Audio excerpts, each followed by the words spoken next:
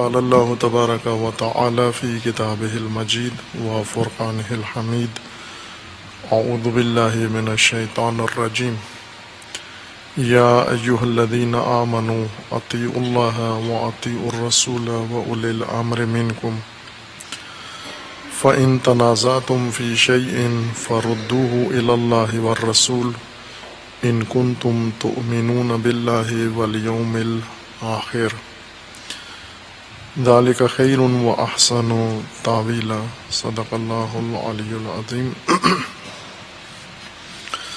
سنت اطاعت میں خداوند تبارک و تعالیٰ کا فرمان ہے مومنین کو اطاعت کریں اللہ کی، اللہ کے رسول کی اور تم میں سے اولی الامر کی۔ اطاعت فرمان بری و فرمان برداری اور فرمان بجا آوری کو کہتے ہیں، اور چونکہ ہدایت الہیہ دین فرامین الہیہ سے عبارت ہے و تشکیل یافتہ و ترکیب یافتہ ہے، بندگان خدا کے لیے دین صرف ایک ذریعے سے ہدایت کا ذریعہ وسیلہ واقع ہوگا کہ اس کی اطاعت کریں، تمام فرامین اللہ کے بجا لائیں اور تمام احکامات خدا کے انہیں اسی طرح سے بجا لیں جس طرح اللہ کا فرمان ہے۔ دین کے فرامین کی بجا آوری کے لیے یا اللہ کے فرامین کی بجا آوری کے لیے خداوند تبارک و تعالی نے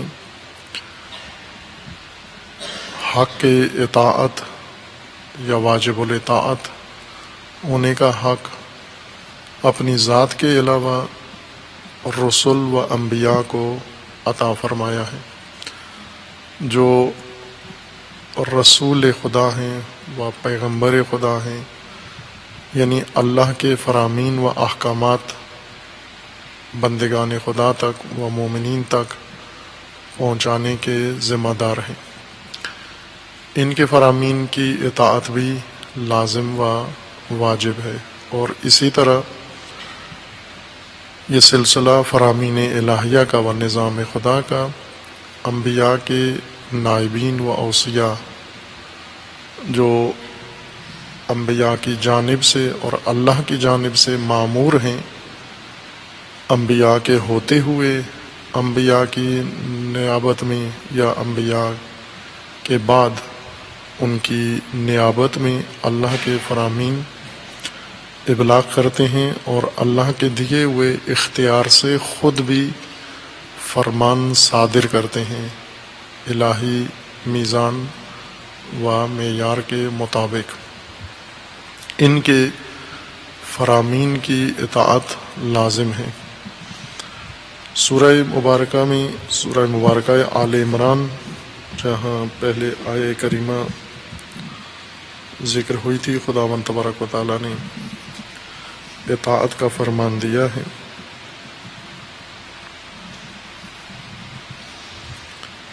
آیا 132 پہلے آیہ کریمہ 32 میں مشاہدہ کیا تھا، آیا 132 سورہ مبارکہ آل عمران کی، اس میں اطاعت کا فرمان اللہ کی جانب سے تکرار ہو رہا ہے۔ آیا 132 میں اللہ تعالیٰ کا فرمان ہے وَأَطِيعُوا اللَّهَ وَالرَّسُولَ لَعَلَّكُمْ تُرْحَمُونَ، اللہ کی اطاعت کرو، فرمان بجا لاؤ، اور رسول کا لَعَلَّكُمْ تُرْحَمُونَ کہ تمہارے اوپر رحمت اترے و رحم ہو تمہارے اوپر۔ اس سے پہلے یہ مضمون اس آیا کا اطیعوا اللہ والرسول آیا 132 کا سیاق آیا 130 سے شروع ہو رہا ہے۔ اللہ تعالیٰ کا فرمان ہے یا ایھا الذین آمنوا لا تأکلوا الربا اضعافا مضاعفہ واتقوا اللہ لعلکم تفلحون۔ وَاتَّقُوا النَّارَ الَّتِي أُعِدَّتْ لِلْكَافِرِينَ وَأَطِیعُوا اللَّهَ وَالرَّسُولَ لَعَلَّکُمْ تُرْحَمُونَ۔ پہلے ایک فرمان کی نشاندہی کی ہے، یا ایک فرمان پہلے صادر ہوا ہے، پھر فرمان برداری کا حکم صادر ہوا ہے۔ فرمان خاص کے بعد دستور عام تاکید کی گئی ہے۔ پہلا فرمان یہ ہے کہ یا ایھا الذین آمنوا لا تأکلوا الربا اضعافا مضاعفا، ایمان والو جو ایمان لائے ہو، مومن ہو، ربا نہ کھاؤ، ربا مت لو، تصرفات ربوی، معاملات ربوی اور ربوی لین دین مت کرو، جسے ہم سود مانا کرتے ہیں، اور ربا کا ترجمہ سود کرتے ہیں۔ سود نہیں بنتا، یہ اصطلاح فارسی کی ہے، سود۔ فارسی میں سود ربا کو نہیں کہتے، فائدے کو کہتے ہیں، نفع، منفعت کا ترجمہ ہے سود۔ سود و زیاں، نفع و نقصان۔ زیاں نقصان کو کہتے ہیں، اور نفع سود منفعت کو کہتے ہیں، جہاں سے فائدہ حاصل ہو۔ لیکن اردو میں اس طرح رائج ہو گیا ہے کہ جس امر کے لیے یا جس معاملے کے لیے قرآن نے اصطلاح ربا کی اختیار کی ہے اور بیان فرمائی ہے، اہل اردو نے اس کے لیے سود کا متبادل لفظ، فارسی کا لفظ استفادہ کیا ہے۔ فارسی میں ابھی بھی سود ربا کو نہیں کہتے، سود منفعت کو کہتے ہیں۔ ربا وہ مال ہے جو انسان کسی معاملے یا کسی عمل میں حاصل کرتا ہے، ایسا مال جو اسے اضافی طور پر ملا ہے، بغیر کسی حق کے، بغیر کسی زحمت کے، بغیر کسی معاوضے کے، بغیر کسی معادل کے، مقابل کے انسان کو مال مل گیا ہے، اسے ربا کہتے ہیں۔ خرید و فروخت کے اندر انسان اس طرح سے خرید و فروخت کرے کہ جو کچھ بیچ رہا ہے اس کے بدلے میں اس کو اتنی ہی قیمت وصول ہو رہی ہے۔ قیمت یا اجناس کی صورت میں، اموال و مواد کی صورت میں، یا جیسے رائج طریقہ ہے رقم یا پیسے کی صورت میں اسے قیمت وصول ہو رہی ہے۔ یہ تجارت ہے، یعنی جو دیا ہے اس نے، اس کے بدلے میں اس کا متبادل قیمت کے طور پر، اس کا معادل و معاوضہ قیمت کے طور پر وصول کر رہا ہے۔ یہ قیمت ممکن ہے کم رکھے، ممکن ہے قیمت زیادہ رکھے۔ قیمت کم ہو تو بھی وہ قیمت ہے، ربا نہیں ہے۔ قیمت زیادہ رکھے تو بھی وہ قیمت ہے، وہ ربا نہیں ہے، چونکہ کسی چیز کے بدلے میں مال لے رہا ہے، کسی چیز کے بدلے میں کوئی شے لے رہا ہے۔ ممکن ہے یہ مہنگی بیچ رہا ہو، زیادہ قیمت وصول کر رہا ہو، گران فروشی کر رہا ہو، اور ممکن ہے یہ مناسب قیمت لے رہا ہو، یا ممکن ہے کم قیمت لے رہا ہو، بنتی زیادہ ہے لیکن یہ کم وصول کرے۔ یہ سب فروخت یا بیع یا معاملہ کی صورتیں ہیں۔ ربا اس مال کو یا اس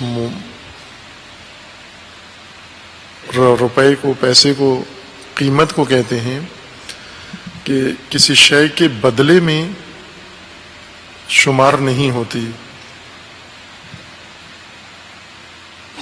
انسان دوسرے کی مجبوری سے فائدہ اٹھاتا ہے، دوسرے کے اضطرار سے فائدہ اٹھاتا ہے، کسی کو رقم ضرورت ہے قرض لیتا ہے، مثلا 1000 روپیہ کسی سے قرض لیتا ہے، جتنا اس نے دیا ہے یہ حق رکھتا ہے اتنا اس سے واپس وصول کرے،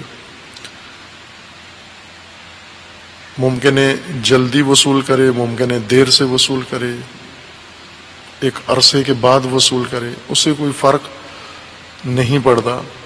جو مال اس نے قرض کے طور پر کسی کو دیا ہے اتنا ہی مال قرض دینے والے کا حق ہے قرض لینے والا لوٹائے۔ لیکن اگر یہ قرض کے ساتھ ساتھ جو مال اس نے دیا ہے وہ بھی واپس لے اور اس سے زیادہ مقدار بھی ساتھ لے، 1000 روپیہ دے کر اس سے یہ کہے کہ تم نے مجھے 1100 روپیہ 100 فالتو بھی ساتھ دینا ہے، کیونکہ میں اب تمہاری مدد کر رہا ہوں، قرض دے رہا ہوں، میرا پیسہ تمہارے پاس رہے گا، اتنی عرصہ تم میرا پیسہ استعمال کرو گے، تو جتنا لیا ہے اتنا نہیں بلکہ اس سے زیادہ آپ نے پلٹانا ہے مجھے، اتنی رقم 100 روپیہ 200 500 فالتو آپ نے ساتھ مجھے لوٹانا ہے۔ یہ جو فالتو لے رہا ہے یہ کسی چیز کے بدلے میں نہیں لے رہا، اس فالتو پیسے کے لیے اس نے نہ پیسہ دیا تھا، نہ اس کے لیے کوئی کام کیا ہے، نہ اسے کوئی سہولت دی ہے، نہ اسے کوئی چیز فروخت کی ہے، یہ بغیر کسی حق کے اس سے لے رہا ہے، حق نہیں رکھتا اس پیسے کا۔ اسے ربا کہتے ہیں، اس مال کو ربا کہتے ہیں۔ معاملات کے اندر، لین دین کے اندر اگر اس طرح کا لین دین کوئی انسان کرے اور اس ضمن میں کم دے اور جو دیا ہے وہ لے لے یا اس کا معاوضہ بھی لے لے، اس کا متبادل بھی لے لے اور اس سے مازاد چیز بھی لے لے، اس سے زیادہ مقدار بھی لے لے یا اس سے زیادہ اعلیٰ کیفیت، جو کیفیت کی چیز اس نے دی ہے اس کے بدلے میں اس سے زیادہ کیفیت، اعلیٰ کیفیت کی چیز اس سے وصول کرے، یہ ربا شمار ہوتا ہے۔ اسے روکا گیا ہے کہ یہ معاملات مت کرو، اس طرح کا لین دین مت کرو، بھلے تجارت کرو، آپ بیچو، قیمت حاصل کرو، منافع بھی حاصل کرو، نفع بھی حاصل کرو، منفعت بھی آپ کا حق بنتا ہے، چونکہ آپ نے ایک جگہ سے سامان خریدا ہے، وہاں سے خرید کے یا آپ نے بنایا ہے یا آپ نے اگایا ہے، جو کچھ بھی آپ نے کیا ہے، جتنا آپ کا خرچہ ہوا ہے اس سے زیادہ مقدار رکھ کر منفعت و فائدہ بھی آپ لے سکتے ہیں۔ تجارت اسی چیز کا نام ہے۔ تجارت کا مطلب ہی یہی ہوتا ہے کہ انسان کم قیمت پہ خرید کے اور فائدے اور منافع کے ساتھ زیادہ قیمت پر بیچے، اسی کو تجارت کہتے ہیں۔ ورنہ جتنی قیمت پہ خریدا ہے اتنی قیمت پہ بیچتا رہے تو یہ تجارت ختم ہو جائے گی ایک دن اس کی۔ یہ حق رکھتا ہے کہ کم قیمت پہ چیز خرید کے زیادہ قیمت پہ بیچ دے، یہ کر سکتا ہے چونکہ یہ معاوضہ ہے، یہ تبادلہ ہے۔ زیادہ قیمت بھی جتنی معقول ہے، جتنی مناسب ہے، جتنا منافع مناسب شمار ہوتا ہے عرف عام میں، اتنا یہ حاصل کر سکتا ہے۔ یہ ربا نہیں ہے۔ ربا یہ ہے کہ اس نے ایک چیز بیچی کسی شخص کو اور اس کے بدلے میں اس سے پیسے وصول کر رہا ہے، یا اس سے وہی شے وصول کر رہا ہے، یا اسے قرض دیا ہے اور قرض کے بدلے میں اپنا قرض اٹھاتا ہے واپس، لیکن ایسا مال بھی ساتھ لیتا ہے جو اس کا حق نہیں بنتا، نہ منافع شمار ہوتا ہے نہ تبادلہ شمار ہوتا ہے۔ ایسا مال وصول کرنا یہ ربا ہے، یہ فالتو مال ہے جو بغیر حقداری کے، بغیر استحقاق کے شخص دوسروں سے لے لیتا ہے۔ سود نہیں ہے، فارسی اصل اصطلاح جو ہے نا، اردو میں سود ہی ہے، اردو میں سود ربا کو کہتے ہیں۔ لیکن سود کا لفظ فارسی زبان میں منفعت کے لیے استعمال ہوتا ہے، ربا کے لیے استعمال نہیں ہوتا۔ اگر اصل فارسی لغت میں رجوع کریں تو وہ کہتے ہیں تجارت سود مند ہونی چاہیے۔ اس کا مطلب یہ نہیں ہے کہ تجارت ربوی ہونی چاہیے، بلکہ تجارت منفعت بخش ہونی چاہیے، پر منفعت ہونی چاہیے، منافع دینے والی تجارت ہونی چاہیے۔ سود مند یا زیان آور تجارت جس میں نقصان ہوتا ہے انسان کو، مہنگی خرید کے چیز سستی بیچ رہا ہے، یہ نقصان دہ تجارت ہے۔ تجارت میں سود مندی یا منفعت بخشی ضروری ہے، لازم ہے، اور تجارت کا مقصد ہی یہی ہوتا ہے، ورنہ تجارت کرے گا کوئی نہیں اگر منفعت نہ ہو۔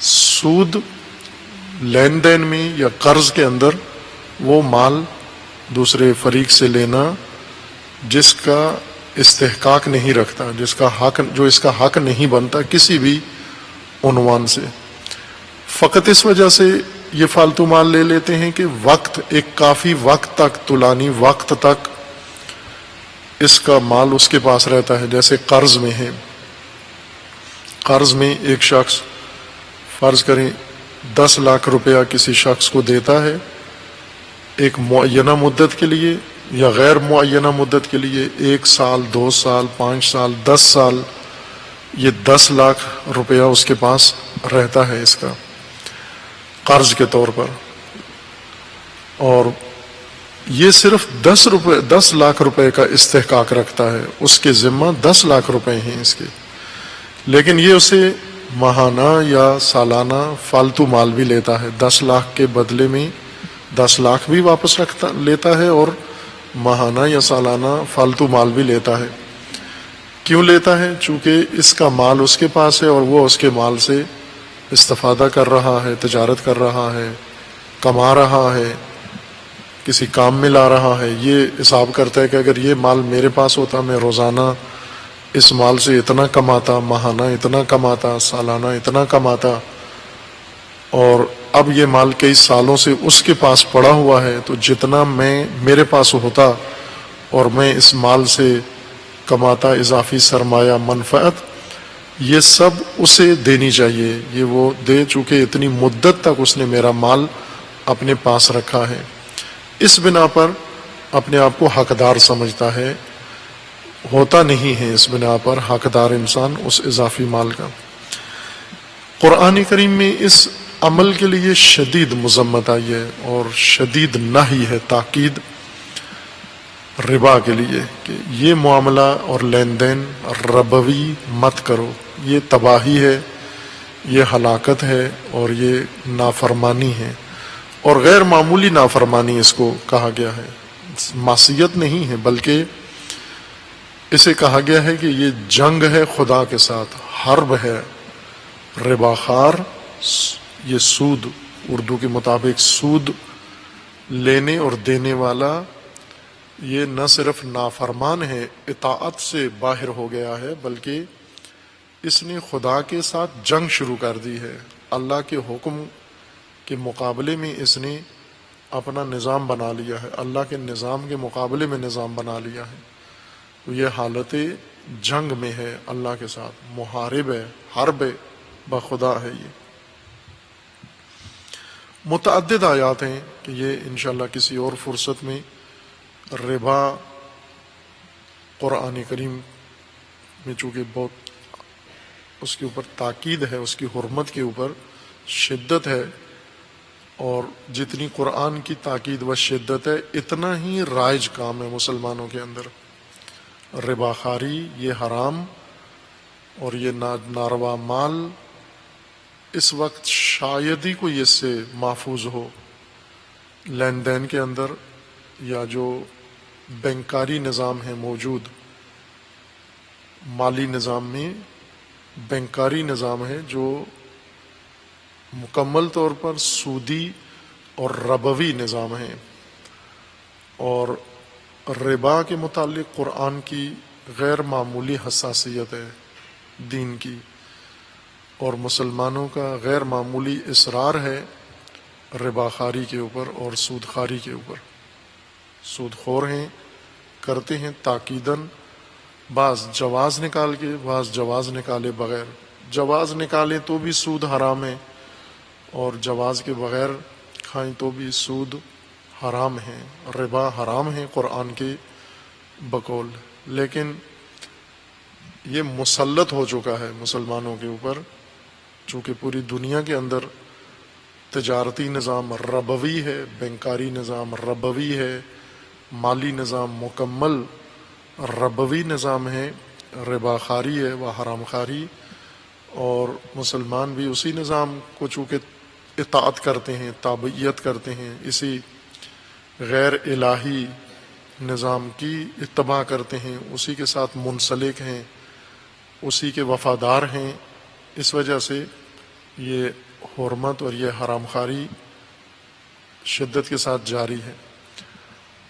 اور یہ بنیادی حکم ہی جب خدا کا اجرا نہیں کرتے، یہ فرمان لاگو نہیں کرتے، نافذ نہیں کرتے، تو دوسرے فرامین، دوسرے احکام، دین کے اگلے مراحل وہ خود ہی ترک ہو جاتے ہیں، اس بنا پر کہ یہ بنیاد ہے، یہ اساس ہے، اس سے اگر اجتناب نہیں کریں گے باقی کسی معصیت سے، گناہ سے نہیں ٹلیں گے۔ جو اللہ کے ساتھ جنگ سے نہیں ڈرتا وہ خدا کا فرمان ٹھکرانے سے نہیں ڈرتا، قطعاً نہیں ڈرتا۔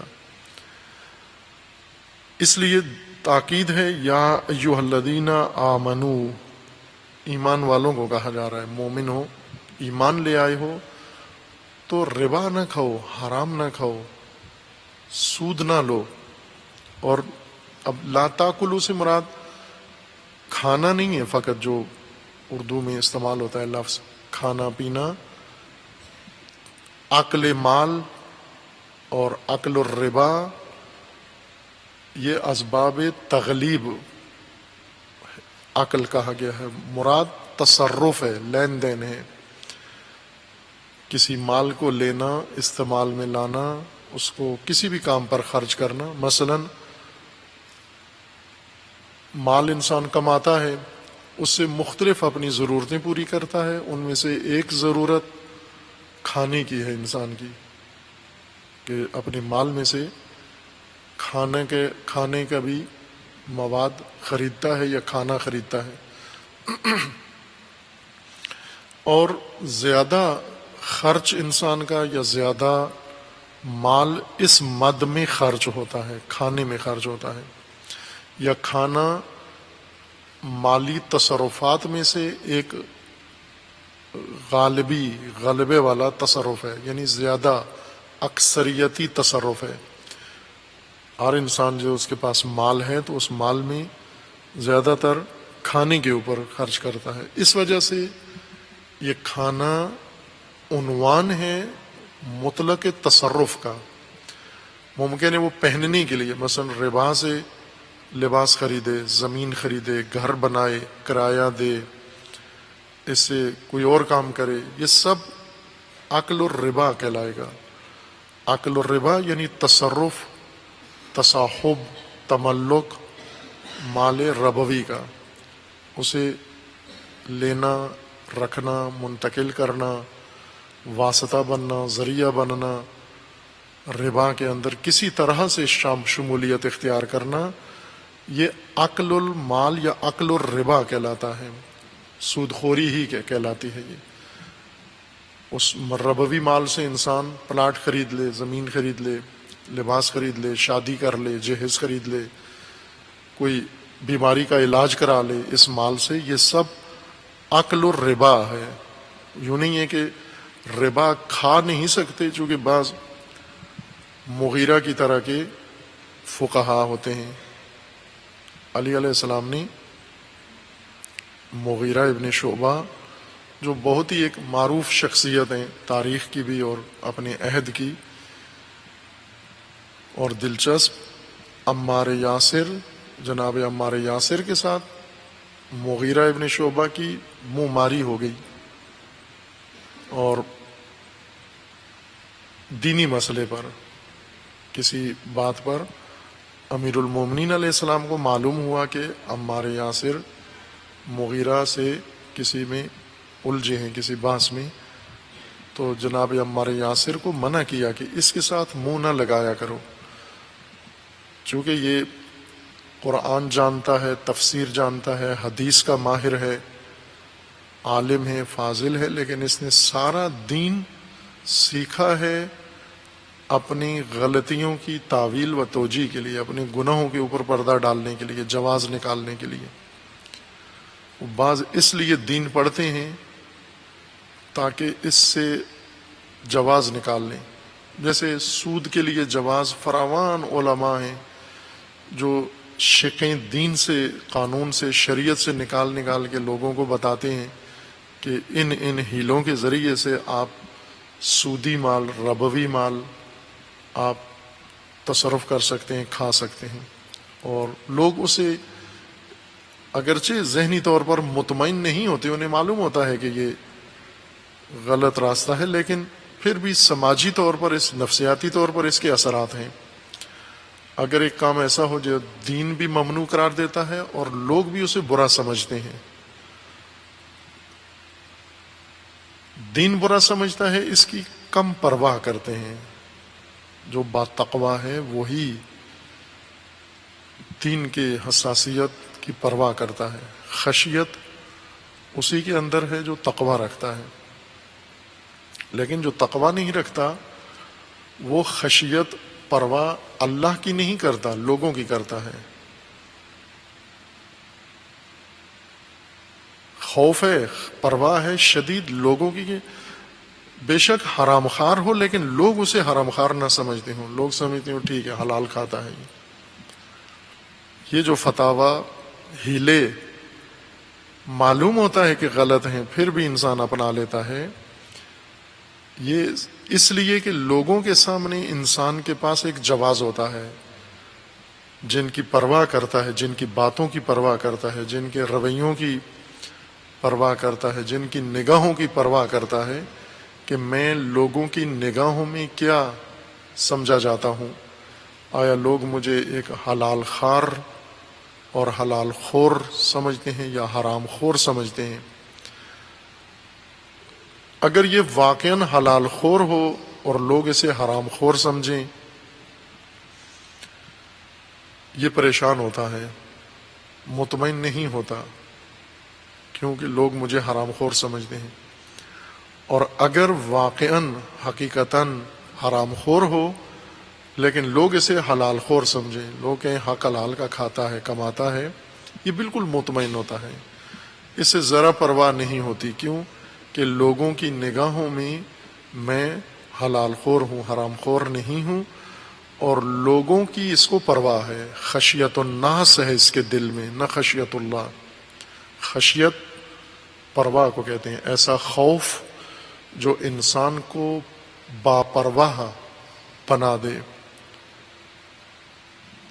ایسی حالت جس میں انسان کے اندر کھٹکا سا آ جاتا ہے، دیکھتا ہے کوئی دیکھ تو نہیں رہا، جس سے بچنا چاہتا ہے اس کا خیال رکھتا ہے، دھیان رکھتا ہے کہ مجھے دیکھ تو نہیں رہا۔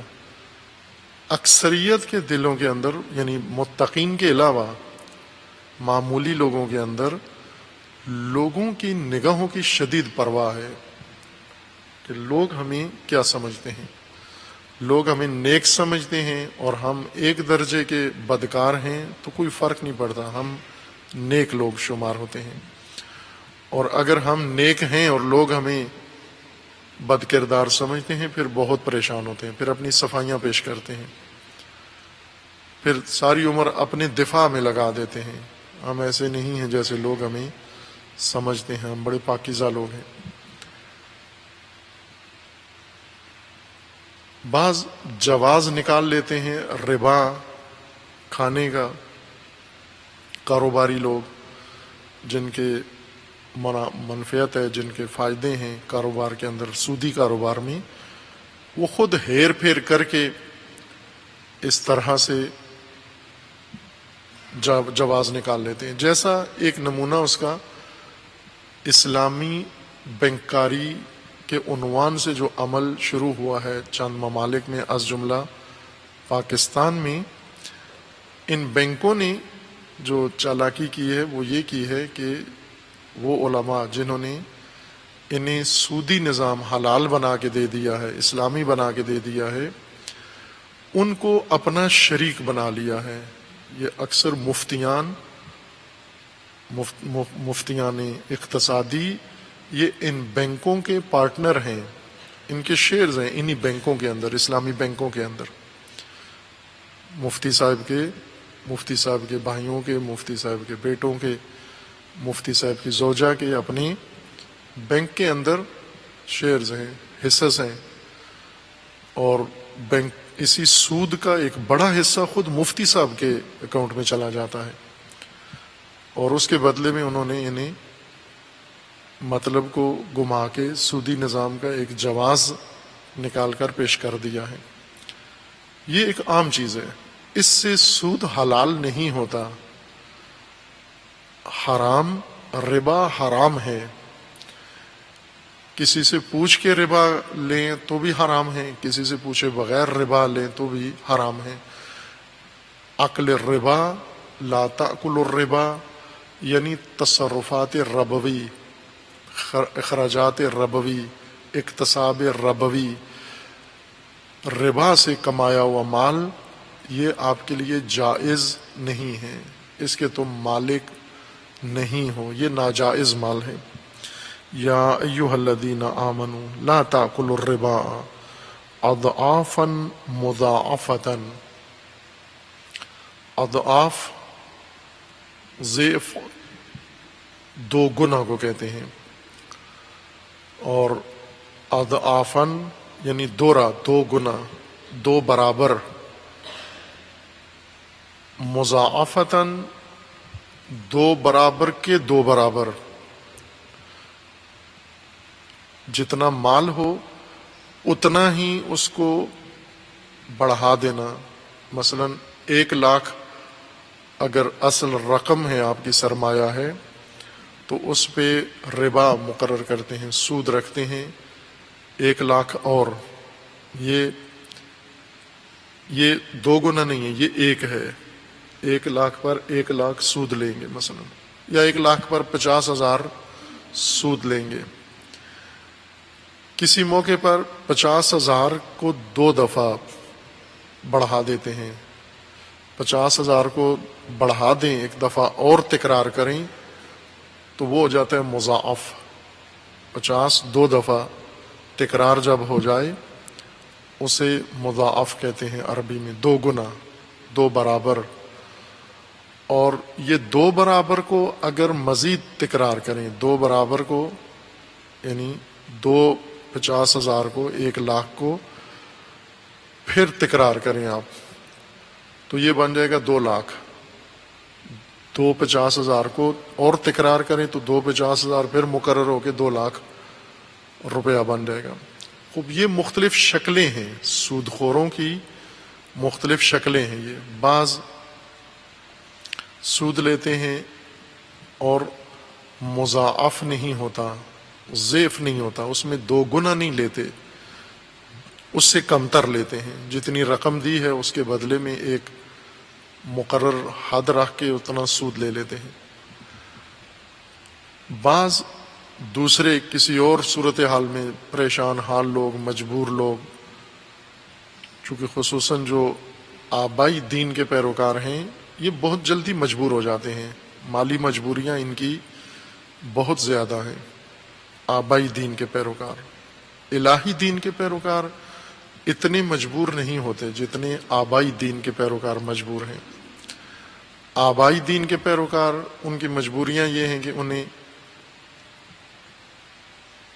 کمائی سے زیادہ خرچہ کرنا ہے، کیونکہ آبائی طریقہ ایسا ہے کہ جب تک جتنی درآمد ہے اس سے زیادہ خرچہ نہیں کریں گے تو معاشرے کے اندر ہمارا مقام نہیں بنتا، ہمارا طبقاتی جو تشخص ہے وہ نہیں بنتا، قائم نہیں ہوتا، تو رسوائی ہوتی ہے، بے عزتی ہوتی ہے۔ اس کو اپنی بے عزتی سمجھتے ہیں۔ اگر بچے ان کے گورنمنٹ اسکول میں پڑھتے ہیں اس کو اپنی بے عزتی سمجھتے ہیں، سستے اسکول میں پڑھتے ہیں اس کو اپنی بے عزتی سمجھتے ہیں، کیونکہ باقی بہنیں، باقی بھائی خاندان، رشتہ دار، ان سب کے بچے مہنگے سکولوں میں پڑھتے ہیں اور ہمارے بچے سستے سکولوں میں پڑھتے ہیں، یہ خود رسوائی سمجھتے ہیں اس کو۔ آبائی دین میں واقعاً رسوائی ہے۔ آبا و اجداد و رسم و رواج اور لوگوں نے جو دین خود سے بنا رکھا ہے، حسن و قبح کا نظام، اس کے اندر یہ بے عزتی ہے۔ یا بچوں کی شادیاں کرنی ہیں اگر، اور بچوں کی شادیوں میں اتنا خرچہ نہیں کر سکتے جتنا پڑوسی نے کیا ہے یا کسی رشتہ دار نے کیا ہے۔ ایک اصطلاح رشتہ آپس میں استعمال کرتے ہیں، بہت ہی بری اصطلاح ہے جو آپس میں استعمال کرتے ہیں۔ یہ پنجابی ٹرم کہہ لیں، پنجابی اردو میں بھی استعمال ہوتی ہے لیکن زیادہ تر پنجابی ماحول میں استعمال ہوتی ہے۔ دوسرے علاقوں میں بھی ہے لفظ، اس کے لیے کوئی اور استعمال کرتے ہوں گے، لیکن پنجابی اور اردو ماحول میں اس کو کہتے ہیں شریکہ۔ ہمارا فلاں کے ساتھ شریکہ ہے۔ شریکے سے کیا مراد ہے؟ یعنی وہ خاندان جو اپنا ہی ہے، مثلا اپنی بہن کے ساتھ شریکہ ہے، اپنے بھائی کے ساتھ شریکہ ہے، اپنے چچا ماموں یا خالہ پھوپھی کے ساتھ ایک شریکہ ہے۔ شریکہ کا مطلب یہ ہے کہ وہ ہماری زندگی کو نگاہ رکھتے ہیں، کمزوریاں ہم ان کی زندگی میں نگاہ رکھتے ہیں، وہ ہم سے کوشش کرتے ہیں پیچھے نہ رہ جائیں، ہم کوشش کرتے ہیں ان سے پیچھے نہ رہ جائیں۔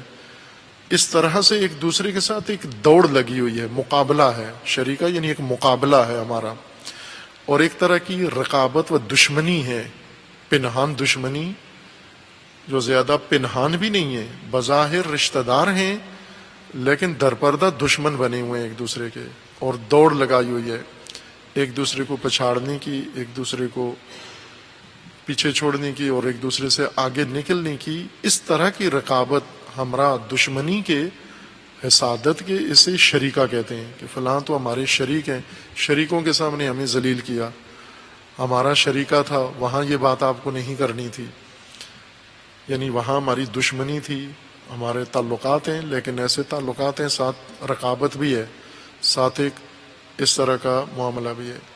یہ آبائی دین کا ایک بہت ہی مسلم ضابطہ ہے اور اکثر مومنین اس میں مبتلا ہیں، اپنے ہی قریبی ترین خاندانوں کے لوگوں کے ساتھ اس طرح کے تعلقات رکھتے ہیں، اور اس شریکے کا حق نبھانے کے لیے ان کی بہت مجبوریاں ہیں۔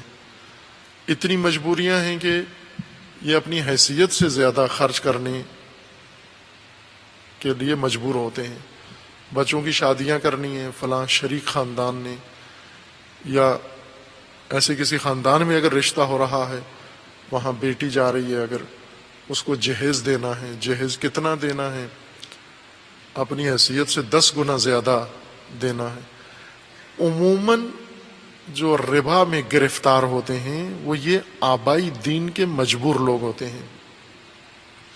انہیں مالداروں سے، سرمایہ داروں سے، سود خوروں سے اور حرام فروشوں سے پالا ان کو زیادہ پڑتا ہے، جو اپنا طبقاتی بھرم بنانا چاہتے ہیں آبائی دین کے تحت۔ اتقیاء آزاد ہیں، متقی آزاد ہیں، نہ شریکہ ہے کسی کے ساتھ، نہ مقابلہ ہے کسی کے ساتھ، نہ رقابت ہے کسی کے ساتھ، جو اتنا ہی خرچ کرتے ہیں جتنی درآمد ہے ان کے پاس، جتنی حیثیت ہے اتنا ہی اقدام کرتے ہیں، کسی کے ساتھ مقابلہ نہیں کرتے۔ اور یوں نہیں کہ جتنا کماتے ہیں وہ سارا خرچ کرنا لازمی ہے۔ مثلا ایک با تقوی خاندان ہے، ان کے پاس اگر کروڑوں روپیہ ہے اور بچوں کی شادی ہے تو یوں نہیں کہ وہ کروڑوں روپیہ بچوں کی شادی پہ لگا دیں گے، نہ، بلکہ جو دین الہی میں حد مقرر کی گئی ہے، نہ دین آبائی میں، نہ شریکے میں، نہ لوگوں میں، نہ اڑوس پڑوس میں، جو میزان و حد مقرر ہے وہ نہیں کرنا۔ جو اللہ کے دین میں حد مقرر ہے اس کو انہوں نے اپنانا ہے۔ اس لیے یہ کبھی مجبور نہیں ہوتے، ہرگز زندگی میں ان مجبوریوں میں نہیں آتے جو عام لوگوں کی مجبوریاں بن جاتی ہیں۔ یہ لوگ زیادہ تر ربا کے مروجین ہیں، ربا ان کی وجہ سے زیادہ رائج ہے۔ اب سرمایہ داری کا حصہ بن گیا ہے، سرمایہ داری نظام جو اس وقت دنیا کا مقبول اور دنیا کا موجود اقتصادی نظام ہے، سرمایہ داری نظام ہے، مسلمانوں کا اور غیر مسلمانوں کا، سب کا، ساری دنیا کا، تمام ادیان سمیت، چین و ہند سمیت، شرق و غرب سمیت، مسلم و غیر مسلم سمیت، سب کا اقتصادی نظام سرمایہ دارانہ نظام ہے۔ سرمایہ داری نظام جو اپنے خاص اصول رکھتا ہے کہ آپ اپنا سرمایہ بڑھائیں، اپنے سرمایہ کو وسعت دیں، کمائیں، اور اس راہ میں کوئی رکاوٹ اور حد اور ممانعت اور حرام نہیں ہے۔ آپ حق رکھتے ہیں اپنا سرمایہ بڑھانے میں، آپ کا سرمایہ بڑھنے میں اگر تمام باقی بھوک مرتے ہیں تو کوئی مشکل نہیں ہے، یہ آپ کا طبعی حق ہے کہ آپ اپنا سرمایہ بڑھائیں، بے شک دوسرے سارے بھوک مر جائیں۔ یہ عملی سرمایہ داری نظام ہے۔ اس نظام نے سود کو سب سے بڑا ذریعہ قرار دیا ہے۔ سرمایہ داری نظام کی بنیاد اسی سود کے اوپر ہے۔ مومنین کے لیے تقاضا ہے، وہ شدید مذمت ہے کہ آپ لقمہ تک نہیں کھا سکتے، 1 روپیہ تک سود کا، ربا کا اپنی زندگی میں نہ کما سکتے ہیں، نہ اس کو تصرف میں لا سکتے ہیں، نہ اس کا تبادلہ کر سکتے ہیں۔ یا ایھا الذین آمنوا لا تاکلوا الربا اضعافا مضاعفہ، اضعاف یعنی 2 گنا، مضاعفہ چند گنا یا 4 گنا۔ ضعف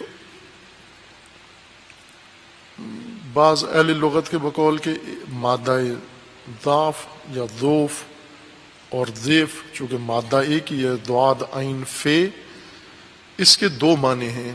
جیسا بعض اہل لغت، ائمہ لغت اس بات کے معتقد ہیں کہ ہو سکتا ہے ایک لفظ وضعاً مشترک ہو، ایک سے زیادہ معانی رکھتا ہو، یا جیسے بعض الفاظ کے بارے میں اہل لغت قائل ہیں کہ یہ متضاد معانی رکھتا ہے۔ یہ لفظ کچھ ایسے، جیسے ولی کے متعلق بات کی تھی کہ ولی تولی قرب اور بود، دوری اور قرابت دونوں کے لیے استعمال ہوتا ہے۔ بعض اہل لغت کا یہ خیال ہے کہ ایسے الفاظ عربی لغت میں ہیں جو متضاد معانی میں استعمال ہوتے ہیں، اور متضاد نہ بھی ہوں تو متعدد معانی میں، ایسے معانی میں جن کا آپس میں کوئی جوڑ اور ربط نہیں ہے، ایسے معانی میں استعمال ہوتے ہیں کہ ایک لفظ کے 1 سے زیادہ معانی بھی ہو سکتے ہیں، لغوی معنی، اصل بنیادی معنی، نہ استعمالی معنی۔ استعمالی معنی زیادہ ہو سکتے ہیں، کثرت سے ہو سکتے ہیں، جیسے ابھی مثلا علی نام ہے، حسن نام ہے، لاکھوں لوگوں کا نام ہو سکتا ہے، لاکھوں معانی ہیں حسن کے، فلاں کا بیٹا بھی حسن، فلاں کا بیٹا بھی حسن، فلاں کا بیٹا بھی حسن۔ یہ استعمالی معانی ہیں، یعنی ایک بچہ پیدا ہوا، اس کا نام حسن رکھ دیا، خوب یہ بھی معنی ہے، ابھی حسن کا آج سے یہ نیا معنی پیدا ہوا ہے۔ کل ایک اور بچہ پیدا ہوتا ہے، اس کا نام حسن رکھ دیا جاتا ہے، تو یہ ایک اور معنی پیدا ہو گیا۔ لیکن یہ بچے حسن کے لغوی معانی نہیں ہیں، مفاہیم نہیں ہیں، یہ اس کے استعمالی مستعمل معنی ہیں۔ ان میں حسن استعمال ہو سکتا ہے، جائز ہے، کر سکتے ہیں آپ، لیکن معنی ایک ہی رہے گا حسن کا۔ یہ جو بات عرض کر رہا ہوں کہ ایک لفظ کے آیا 1 سے زیادہ معانی ہو سکتے ہیں یا نہیں، یا متضاد معانی ہو سکتے ہیں یا نہیں، یہ بعض ائمہ لغت، علماء لغت، مشائخ لغت معتقد ہیں کہ ہیں، ایسے الفاظ عربی زبان میں موجود ہیں، جس کی ایک مثال یہی مادہ ضعف یا ضعف یا ضعف ہے کہ اس کے 2 معنی ہیں۔ یہ 2 معانی کے لیے عرب نے استعمال کیا شروع سے، اساس سے، بنیاد سے۔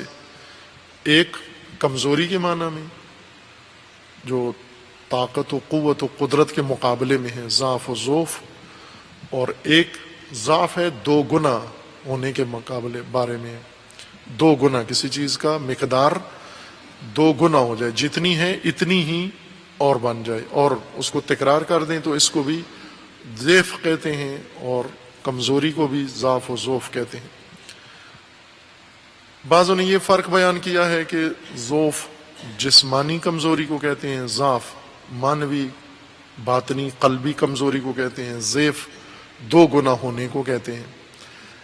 لیکن یہ بہت دقیق لغت شناسی نہیں ہے، دقیق محقق اہل تحقیق لغت شناسوں نے دلائل کے ساتھ اس رجحان کو اور قول کو رد کیا ہے کہ نہیں ہے ایسے، کہ دو معنی ایک اصالتاً کسی مادہ کے دو معنی لغت عرب میں نہیں ہے، مگر یہ کہ دو لغتیں جمع ہو گئی ہوں، یعنی اس طرح سے کہ عرب میں ایک عربی بولنے والے علاقے میں یہی لفظ اس معنی کے لیے استعمال ہوا ہو، اور دوسرے علاقے کے عربی بولنے والوں نے یہی لفظ کسی اور معنی کے لیے چنا ہو، پھر یہ عربی آپس میں مخلوط ہو گئی ہو، پہلے الگ الگ عربی تھی، یہ عربی الگ وہ عربی الگ، لیکن تطور لغوی میں باعث تاریخ لغت میں یہ احتمال بھی ضعیف ہے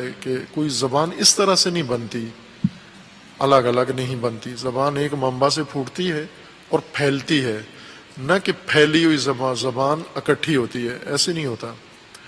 ایک جگہ سے جنم ہوتا ہے، پھر پورے جغرافیے میں اور مختلف قبائل میں زبان لغت جاتی ہے، نہ یہ کہ مختلف قبائل میں بن کر پھر ایک قوم کی قومی زبان کا درجہ اختیار کر لیتی ہے، الٹ ہے۔ تطور زبان کا، زبان کی پیدائش، زبان کا جنم، زبان کا ارتقاء، زبان کا پھیلاؤ، زبان کا رشد، اس کا نظام ہے اپنا، اور وہ اس طرح سے نہیں ہے جس طرح بعض نے بتایا ہے۔ لہجے ایسے ہیں، البتہ لہجے تلفظ کے، ادائیگی کے، الفاظ کے، لغت کے، یہ مختلف ہیں، انہیں ہم قبول کر سکتے ہیں، لیکن لہجوں کے فرق سے زبانیں مختلف نہیں ہو جاتی، زبانیں ایک ہی رہتی ہیں۔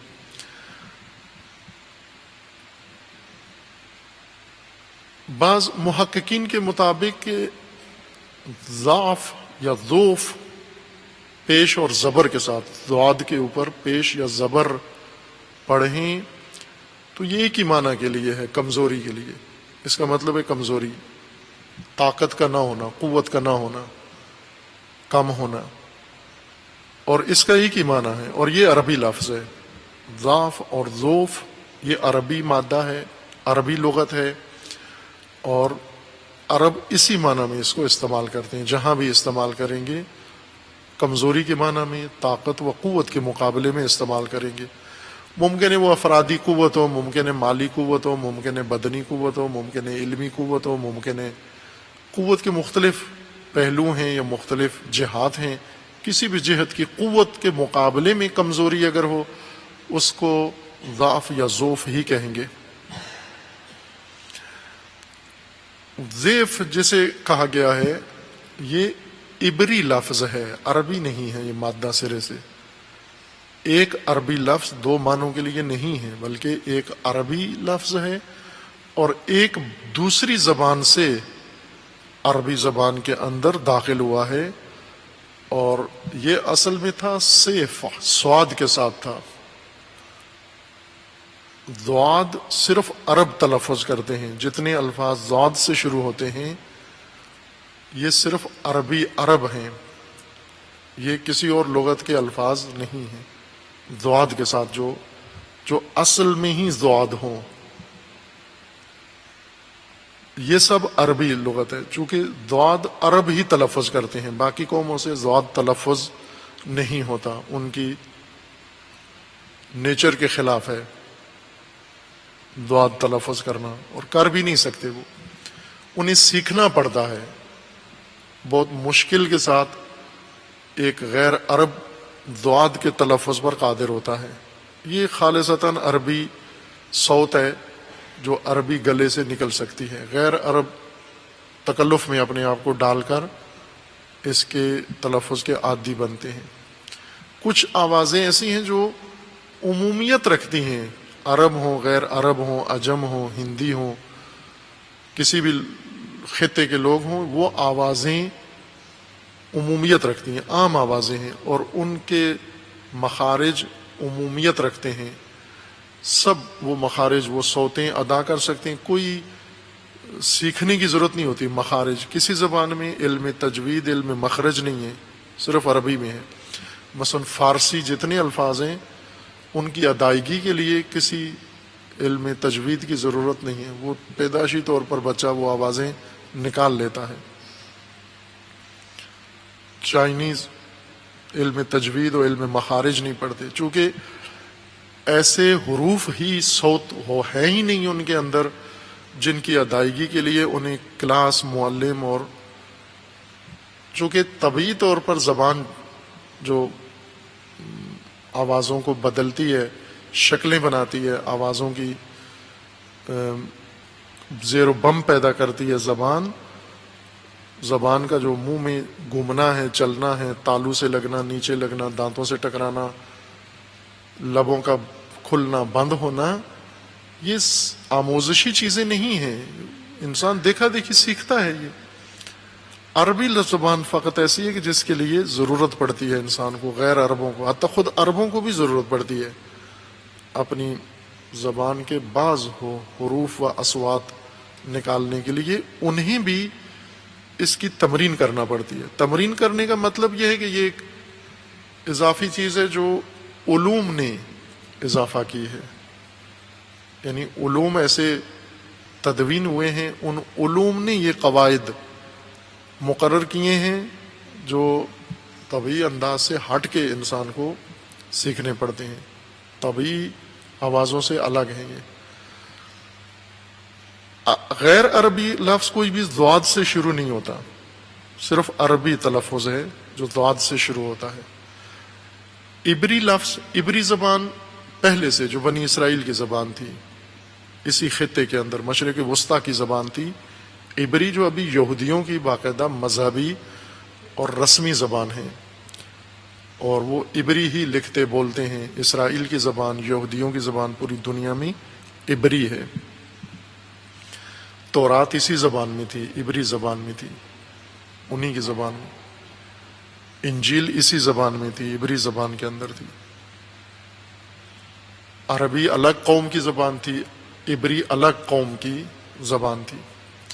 اور زبانوں کی تلاقی، زبانوں کا آپس میں تداخل اور زبانوں کا میل ملاپ آپس میں، یہ ایک انسانی تاریخ کا بہت ہی اہم اور دلچسپ حصہ ہے.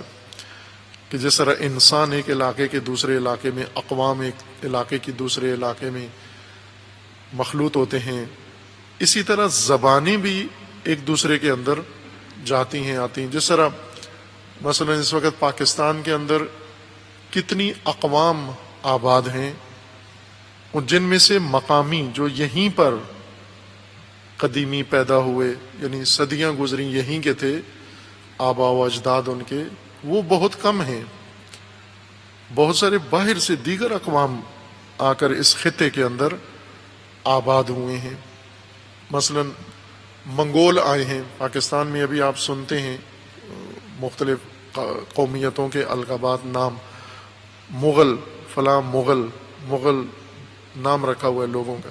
یہ مغل تو پنجابی نہیں ہے، مغل مغلستان کے ہیں. وہ قوم وہاں سے آئی اس خطے میں، پنجاب میں آئے، آ کے حکومت کی، پھر منقرض ہوئے، کچھ گئے، کچھ یہیں آباد ہو گئے، ان کی نسلیں یہاں ٹھہر گئیں. اس طرح عرب ہیں، بہت سارے پاکستان کے اندر آباد اقوام ہیں جو عرب ہیں. عرب قوم یہاں آئی، اس خطے کے اندر ہندوستان میں آباد ہوئی اور اسی مقامی تہذیب کا حصہ بن گئی. جیسے سادات ہیں، سادات عرب ہیں اصالتاً، نسلاً عرب ہیں یہ سارے، لیکن یہاں آ کر یہ پنجابی و ہندی و سندھی بن گئی. اسی طرح آریائی قوم ہیں، آریائی قوم جو ایران کے اندر اور ترکی کے اندر اور مغرب کے اندر، جرمنی کے اندر آباد ہیں، آریائی قوم ہیں. اسی طرح دیگر اقوام بہت ساری ہیں جو تاریخ کے مختلف ادوار میں تجارتوں کے لیے آئے، جنگوں کی صورت میں آئے، متاثر ہو کر آئے، کسی بھی وجہ سے آئے، ایک قوم دوسری قوم کے اندر مخلوط ہوتی گئی اور آباد ہو کے، اور وہ نسلیں آج ایک قوم بن گئے ہیں۔ اسی طرح زبانیں بھی ساتھ آتی ہیں۔ جب مثلا اہل فارس ہندوستان میں آئے، جیسے اردو لغت اسی طرح بنی ہے، اردو زبان کئی زبانوں کا مجموعہ ہے۔ مقامی زبان یہاں پر سنسکرت تھی، جو ہندوستان کی اصیل پرانی مقامی زبان ہے، سنسکرت۔ ابھی عملاً ایک قسم کی منقرض زبانوں میں سے سمجھی جاتی ہے، یعنی سنسکرت خود شاید ہی کسی جگہ ہندوستان میں بھی اب رائج ہو، لیکن سمجھی جاتی ہے، ابھی بھی پڑھی اور سمجھی جانے والی زبانوں میں سے ہے۔ اصیل زبان ہے، بنیادی زبان ہے۔ قدیم ترین کتابیں تاریخ کتب میں شاید سب سے پہلی کتاب سنسکرت میں تالیف ہوئی ہے، باقاعدہ طور پر۔ اس طرح اور بھی سنسکرت کی خدمت تمام زبانوں پر ایک تقدم رکھتی ہے۔ ہندی زبان ہے، ہندی سنسکرت سے ہی نکلی ہوئی ہے، یا بعض کے بقول سنسکرت کا ایک لہجہ ہے، یہ اسی زبان سے، یہ مقامی زبان تھی ہندی۔ ہندی الگ زبان ہے، سنسکرت الگ ہے۔ پھر اسی سے نکلی ہوئی اور زبانیں، جیسے پنجابی ہے، یہ اسی ہندی سے اور سنسکرت سے نکلی ہوئی زبانیں ہیں۔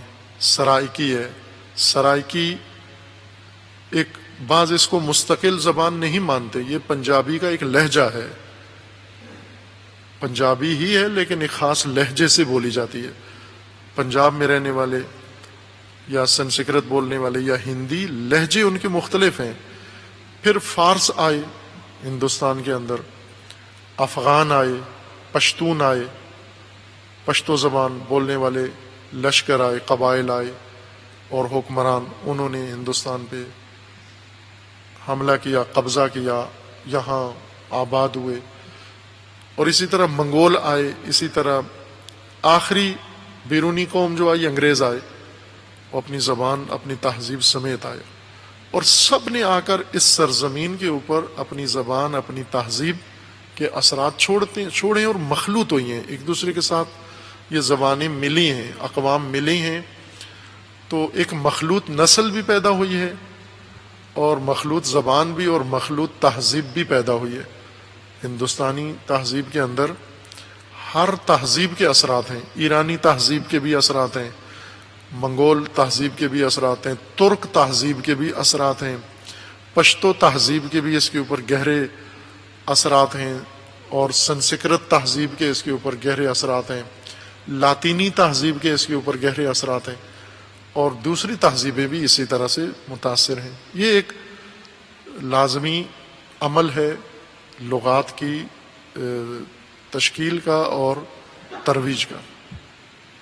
عبری زبان عربی سے قریب تر تھی، جغرافیائی لحاظ سے بھی عرب خطہ اور عبری خطہ آپس میں سرحدیں ملتی تھیں ان کی، اور تاثیرات بھی تھیں، اور دینی زبان، مذہبی زبان تھی عبری زبان، آسمانی کتابوں کی زبان تھی۔ اس وجہ سے عبری کے بہت سارے الفاظ عربی میں استعمال ہوئے ہیں، ان میں سے نشاندہی کی گئی ہے کون کون سا لفظ عبری ہے، سرے سے عربی نہیں ہے۔ بعض اوقات ادبیات کی کتابوں کے اندر وہاں کسی ادبی قاعدے کے بیان میں زیر زبر کی تشریح میں بتا دیتے ہیں کہ یہ عربی ہے ہی نہیں سرے سے، اس وجہ سے اس کے قواعد عربی والے لاگو نہیں ہوتے اس کے اوپر، چونکہ عربی لفظ نہیں ہے، اس کی تصریف نہیں ہوتی، اس کے اعراب اس طرح سے ہیں، یہ اسباب معنی صرف میں سے ہے، فلاں ہے۔ یہ غیر زبانیں جو عربی کے اندر موجود ہیں، ان میں سے لفظ مضاعف جو 2 گنا کے بارے میں استعمال ہوتا ہے، اضعافاً ضعفاً، یہ سیف تھا، سواد کے ساتھ تھا، سیفاً عبری لفظ تھا۔ عبری میں دوہرے کو 2 گنا کو سیف کہتے ہیں، سواد عین فے، یعنی عربی ہجے کے ساتھ، عربی تہجی، حروف تہجی کے ساتھ اگر ہم اس عربی کو لکھیں گے تو صاد عین فے بنتا ہے، صیف، اور پھر عربی تلفظ میں آ کر یہ بھی ضعف بن گیا ہے۔ ضعف کا ایک ہی معنی ہے، وہ ہے کمزوری۔ ضعف کا جو معنی ہے یہ در حقیقت عبری ہے، معرب ہوئی ہے، عربی بنی ہے، اور اس کا مطلب ہوتا ہے دو گنا ہو جانا، دو برابر کسی چیز کا ہو جانا۔ اگر اس کو اسی مقدار کے ساتھ بڑھاتے جائیں، مثلا کپڑا ہے 1 میٹر ہے تو 1 میٹر اور آپ اندازہ اس میں شامل کر دیں، یہ ہے سیف، عبری کے مطابق ضعف یعنی 2 گنا کر دیا آپ نے، 2 میٹر ہو گیا۔ 2 میٹر کو جتنا یہ ہے اتنا اور ناپ لیں، 4 میٹر ہو جائے گا۔ اس کو کہتے ہیں ضعفاً ضعفہ یا اضعافاً مضاعفہ، یعنی پہلے ایک دفعہ اس کو 2 گنا کیا، ایک دفعہ وہ مقدار اس کے اوپر بڑھا کر پھر دوبارہ جتنی مقدار تھی پھر اس کو اتنا ہی بڑھایا، تکرار کیا، تو اس کو 2 گنا نہیں کہیں گے، اب اس کو 4 گنا کہیں گے۔ پہلے 1 میٹر تھا، 2 گنا کیا، 2 میٹر ہو گیا۔ اب پھر اس کو جب ایک دفعہ اور تکرار کیا، جتنی مقدار تھی اتنا اور بڑھایا، تو یہ 4 گنا کہلاتا ہے۔ اب جتنا ہے 4 گنا ہے، اس کو ایک دفعہ پھر اتنا ہی اور بڑھائیں، تکرار کریں تو یہ 8 گنا ہے۔ اب جہاں تک لے جائیں اس کو ضعف، اضعاف و مضاعف ہی کہتے ہیں، لیکن ساتھ تکرار کرنا پڑے گا اس کو۔ اضعافاً مضاعفاً یعنی آپ نے اس کو 2 گنا اور 4 گنا کر دیا ہے، 2 گنا 4 گنا کرنا یہ اضعافاً مضاعف ہے۔ جو سود کھاتے ہیں ان کے ہاں مختلف ماحول ہے، سود خوروں کے پاس۔ اشارہ کیا تھا کہ سود خواری در حقیقت اس ماحول میں پیدا ہوتی ہے کہ جہاں پر لوگ اپنے آپ کو کچھ ناخواستہ مجبوریوں میں باندھتے ہیں، خود ساختہ مجبوریاں ہوتی نہیں ہیں ان کی مجبوریاں، لیکن بنا لیتے ہیں۔ جیسے اشارہ کیا ابھی، آبائی تہذیب، آبائی دین کی مجبوریاں انسان کو اکساتی ہیں کہ وہ سود کھائے، سود پہ مال لے، پھر سود دے، ربا پر لین دین کرے، قرض لے اور دے، ربوی سارے معاملات انجام دے۔ یہاں پر سود پر لے لیتے ہیں مال، پھر لوٹا نہیں سکتے، سود ہی پورا نہیں کر سکتے ساری عمر، اور چونکہ مدت مقرر ہوتی ہے سود کی کہ یہ پیسہ 1 سال کے لیے آپ کے پاس ہے، اتنی شرط پر، اتنی مقدار پر آپ نے دینا ہے ہمیں۔ مثلا یہ 100 روپیہ لے لیں اور ماہانہ 10 روپے دیں گے آپ، 100 روپیہ بھی دیں گے آخر میں واپس، ماہانہ 10 روپیہ بھی دیں گے آپ ہمیں۔ اب یہ شخص جس نے 100 روپیہ لے لیا ہے، یہ 10 روپے دینا ہی مشکل ہو جاتا ہے اس کے لیے، ماہانہ 10 روپے کی قسط سود کی جو دے رہا ہے یہ پوری نہیں ہوتی۔ جب یہ پوری نہیں ہوتی، سال گزر جاتا ہے، وہ ربا خوار جو ربا لے رہا ہے، سود لے رہا ہے، وہ اس مقروض کو طلب کرتا ہے کہ تیری مدت پوری ہو گئی ہے، سال پورا ہو گیا ہے، اب سود جو رہتا ہے وہ بھی دے اور اصل مال جو 100 روپیہ تھا وہ بھی دے۔ اس کے پاس تو نہیں ہوتا، وہ کہتے جی مجھے اور مہلت دیں، یہ مہلت بڑھا دیتا ہے، سال میں چل اگلے سال تک 1 سال اور ہم اس کو تمدید کرتے ہیں، بڑھا دیتے ہیں مدت کو، لیکن اب 20 روپے دینے ہوں گے تجھے، پہلے 10 روپے تھا سود ماہانہ، اب 20 روپے سود تجھے دینا ہوگا، چونکہ 1 سال اور تو مہلت لے رہا ہے۔ یہ ہے مضاعف، اضعاف، چونکہ وہ نہیں دے پا رہا، مجبور ہے، اس نے سود بڑھا دیا ہے، 1 سال اور وہ گزار لیتا ہے، اب 20 روپے ماہانہ دیتا ہے، اصل 100 روپے اس نے لیا ہوا تھا، اور سال میں یہ اب اس کو 200 روپے واپس کرے گا، مضاعف جتنا لیا اس سے بھی کئی گنا زیادہ واپس کرے گا، اصل مال بھی ابھی اس کی گردن پہ پڑا ہوا ہے 100 روپیہ۔ دوسرا سال ختم ہو جاتا ہے، تیسرا سال شروع ہوتا ہے، پھر یہ اسے کہتا ہے کہ 20 روپے ماہانہ کے حساب سے 200 روپیہ بنتا ہے سود، اور یا مثلا 240 بنتا ہے سود، اور 100 روپیہ جو اصل لیا تھا تم نے، یہ سارا ملا کے اب مجموعی طور پر تیرے ذمے مثلا 380 روپیہ سود بنتا ہے، 380 روپیہ تیرے ذمے ہے تیسرے سال کے لیے، یہ اصل سرمایہ ہے۔ اب 2 گنا ہو جائے گا، پہلے 20 کیا تھا، ابھی 40 روپے تجھے دینے ہوں گے ماہانہ، 100 روپے پر 40 روپے، 100 روپے پر 40 روپے، اور اب چونکہ 380 روپے میرا بن گیا تیرے اوپر، اس وجہ سے اب تجھے 380 روپے میں پر ہر فیصد پر، ہر 100 پر اتنے 40 روپے دینے پڑیں گے تجھے۔ یہ ہو جاتا ہے اضعافاً مضاعفہ۔ یا ایھا الذین آمنوا لا تأکلوا، اے وہ لوگوں جو ایمان لائے ہو، لا تأکلوا الربا، ربا نہ کھاؤ، اضعافاً مضاعفتاً، 2 گنا اور 4 گنا، اور متعدد مرتبہ اس کو تکرار کر کے بڑھا کر اس کو یہ سود مت کھاؤ اتنا۔ واتقوا اللہ لعلکم تفلحون، تقوی اختیار کرو، تقوی الہی، کہ شاید فلاح پا جاؤ۔ سود سے فلاح نہیں پاؤ گے آپ، سود چھوڑو گے تو فلاح پاؤ گے۔ ایک ماہ مبارک رمضان مفصل اسی سنت فلاح پہ گفتگو ہوئی تھی۔ فلاح یاد دہانی کرا دیں مومنین کو بھی، چونکہ ثواب کے لیے جو گفتگو سنی جاتی ہے وہ ذہن میں نہیں رہتی، دوسرے دن ہی نہیں پتہ ہوتی، کہ ابھی بھی نہیں پتہ بعضوں کو کہ افطار کیا کیا تھا، افطار میں کیا کیا تھا، پچھلے سال یا 2 سال پہلے کی گفتگو کہاں ذہن میں رہی ہوگی۔ فلاح کھیتی باڑی کو کہتے ہیں، اور قرآن کریم نے یہ لفظ مومنین کے لیے استعمال کیا ہے، نظام الہی کے پیروکار، متدین لوگوں کے لیے، دینداروں کے لیے، ایمان والوں کے لیے، اور ان کے لیے یہ مقام مقرر کیا ہے مفلحون کا، کہ تمہیں فلاح پانی ہے اور مفلح بننا ہے تمہیں۔ اولئک هم المفلحون، فلاحت کھیتی باڑی، لیکن کھیتی باڑی مکمل کھیتی باڑی، فلاحت سے مراد زمین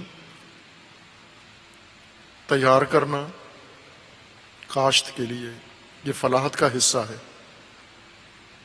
فلاحت کے مراحل ہیں، زمین تیار کرنا، ہموار کرنا، نرم کرنا، پھر اس نرم زمین میں بیج کاشت کرنا، اس کاشت کیے ہوئے بیج کو پانی دینا، کھاد دینا، اور پھر کھاد پانی کے بعد اگے ہوئے بیج کی حفاظت کرنا، پرورش کرنا، پرورش کر کے اس فصل کو کاٹنا، اور محصول جو اس کھیت سے تیار ہو کے اب آمادہ ہوا ہے اس کو اس سے جدا کرنا، محصول الگ کرنا، اور وہ محصول اٹھا کر اپنے گھر میں لے کر آنا، محفوظ کرنا، اس تمام عمل کو فلاحت کہتے ہیں عربی زبان میں۔ مفلح وہ نہیں ہیں جو قرض لے لے کے کھاتے رہیں، جو امریکی امداد سے چلتے رہیں، جو دوسروں کی سپورٹ سے چلتے رہیں، چندے مانگ مانگ کے سارے کام کرتے رہیں، یہ نہیں ہیں اولئک هم المفلحون۔ کیوں؟ وہ انہوں نے کاشت ہی کچھ نہیں کیا۔ مفلحون کون ہیں؟ جو اپنی مملکت تیار کریں، آباد کریں، جو اپنا معاشرہ تیار کریں، جو اپنی حیات، اپنی زندگی، اپنی نفوس تیار کریں، ان نفوس کے اندر کچھ کاشت کریں۔ کیا کاشت کریں؟ ہدایت کاشت کریں، اللہ کا نظام کاشت کریں، اللہ کے فرامین کاشت کریں، اور ان کو پرورش دیں، اگائیں، اور پھر ان کی حفاظت کریں، اور اس کا محصول لے کر آخرت میں قیامت میں خدا کے سامنے حاضر ہو جائیں۔ یہ ہیں اولئک هم المفلحون، یہ ہیں وہ دہقان جو اپنی ہاتھ کی محنت لے کر آئے ہیں، اپنا محصول سارا کچھ لے کر آئے ہیں، امداد سے نہیں لے کر آئے، گدائی کر کے جو کچھ حاصل کریں یہ فلاحت نہیں ہے، تکدی ہے، گدائی ہے۔ امداد لے کے یہ فلاحت نہیں ہے، محنت کر کے، کوشش کر کے، کاشت کر کے، اپنے خون پسینے سے یہ فلاحت ہے۔ چوری کر کے کسی کی فصل کاٹ لینا یہ نہیں ہے، فلاحت نہیں ہے، دزدی۔ ٹھگ لینا کسی کو، یا کسی نے کھیت اگایا ہے، گندم اگائی ہے، اور اس کے کھلیان میں پہنچ جانا بوری لے کر کے، مجھے بھی اتنے دے دو تم، میں مسکین فقیر آدمی ہوں، اتنا مجھے دے۔ یہ فلاحت نہیں ہے، کسی کی کھیتی سے بوری بھر کے اپنے گھر لے آنا۔ فلاحت خود اپنی زمین تیار کرنا، خود اپنے حصے کا بیج کاشت کرنا، اس بیج کو اگانا، تیار کر کے اس کا محصول اپنی حیات میں، اپنی زندگی میں، اپنے ملک میں، اپنی قوم میں اس محصول کو اکٹھا کرنا اور سامنے لانا، یہ فلاحت ہے۔ مفلحون یہ ہیں۔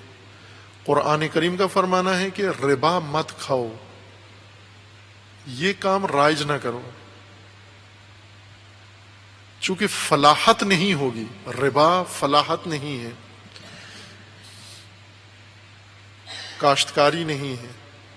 لعلکم تفلحون واتقوا النار التی اعدت للکافرین، اے مومنو اس جہنم سے، آگ سے بچو، اپنی حفاظت کا اہتمام کر لو جہنم سے، اخروی عذاب خدا و نار سے جو تیار کی گئی ہے کفار کے لیے، کافرین کے لیے۔ خصوصی طور پر جہنم نار آمادہ ہے جو اللہ کے فرامین کو ٹھکرانے والے ہیں، ان کے لیے۔ اعدت تیار کی گئی ہے، بڑکائی گئی ہے، آمادہ کی گئی ہے، آمادہ شد، اعدت آمادہ کر دی گئی ہے، نہ کہ کی جائے گی۔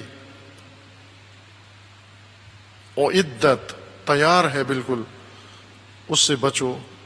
وَأَطِيعُوا اللَّهَ وَالرَّسُولَ لَعَلَّكُمْ تُرْحَمُونَ، اطاعت کرو اللہ کی اور رسول کی کہ تمہارے اوپر رحمت نازل ہو، رحم ہو خدا کا تمہارے اوپر۔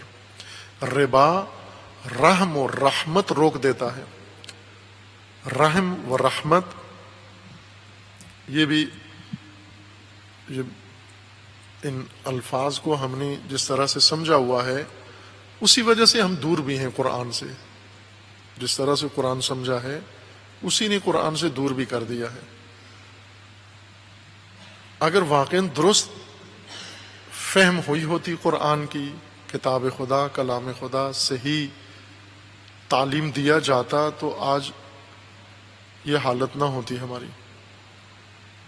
جیسا پہلے کہا تھا کہ اکثر لوگ لہو و لعب میں کیوں مشغول ہیں؟ چونکہ لہو کا معنی غلط کیا گیا ہے، کھیل کود۔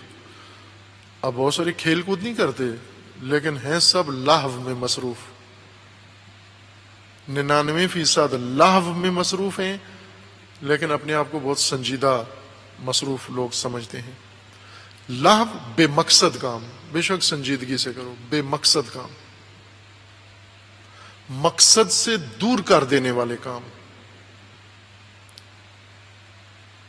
مومنوں کو خطاب ہے کہ لا تلہیکم، اے مومنو تمہیں الہا نہ کرے تجارت، بیٹھک، گفتگو، پنچایت، الہا نہ کرے تمہیں، مصروف نہ کر دے تمہیں۔ یہ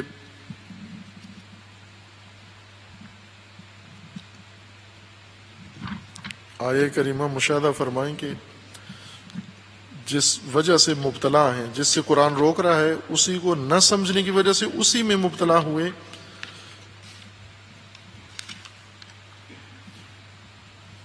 ان ساری چیزوں کی وہ مثالیں عملی، معمولی عامیانہ مثالیں بعض اوقات انسان کے ذہن میں گھومتی ہیں،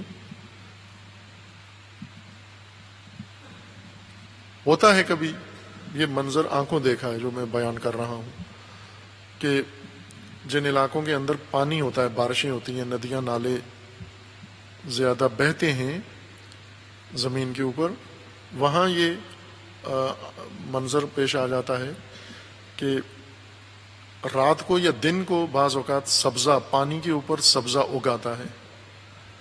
کسی جگہ پانی بہہ رہا ہوتا ہے اور سبزہ نہیں ہوتا اس کے اوپر. جہاں پانی بہہ رہا ہوتا ہے سبزہ نہیں ہے، انسان جوتے پہنے ہوئے ہیں کہیں جا رہا ہے، جن علاقوں میں یہ ماحول ہے میں وہاں کی بات کر رہا ہوں، جہاں ندیاں نالے پانی برسات وغیرہ فراوان ہیں، چشمے ہیں، وہاں یہ منظر زیادہ ہوتا ہے. فرض کریں ایک شخص ہے کسی کی شادی میں جانے کے لیے تیار ہوا ہے، نئے کپڑے استری کیے ہوئے جوڑا پہن کر بارات جا رہی ہے، جوتے نئے انہوں نے خریدے، جرابیں پہنے ہوئے، دلہا دلہن تیار کر کے ماں باپ، راستے میں یہ پانی آ گیا ہے. پانی کی چھوٹی چھوٹی نہریں بنی ہوتی ہیں، چھوٹی چھوٹی نالیاں میں پانی، صاف پانی بہہ رہا ہوتا ہے.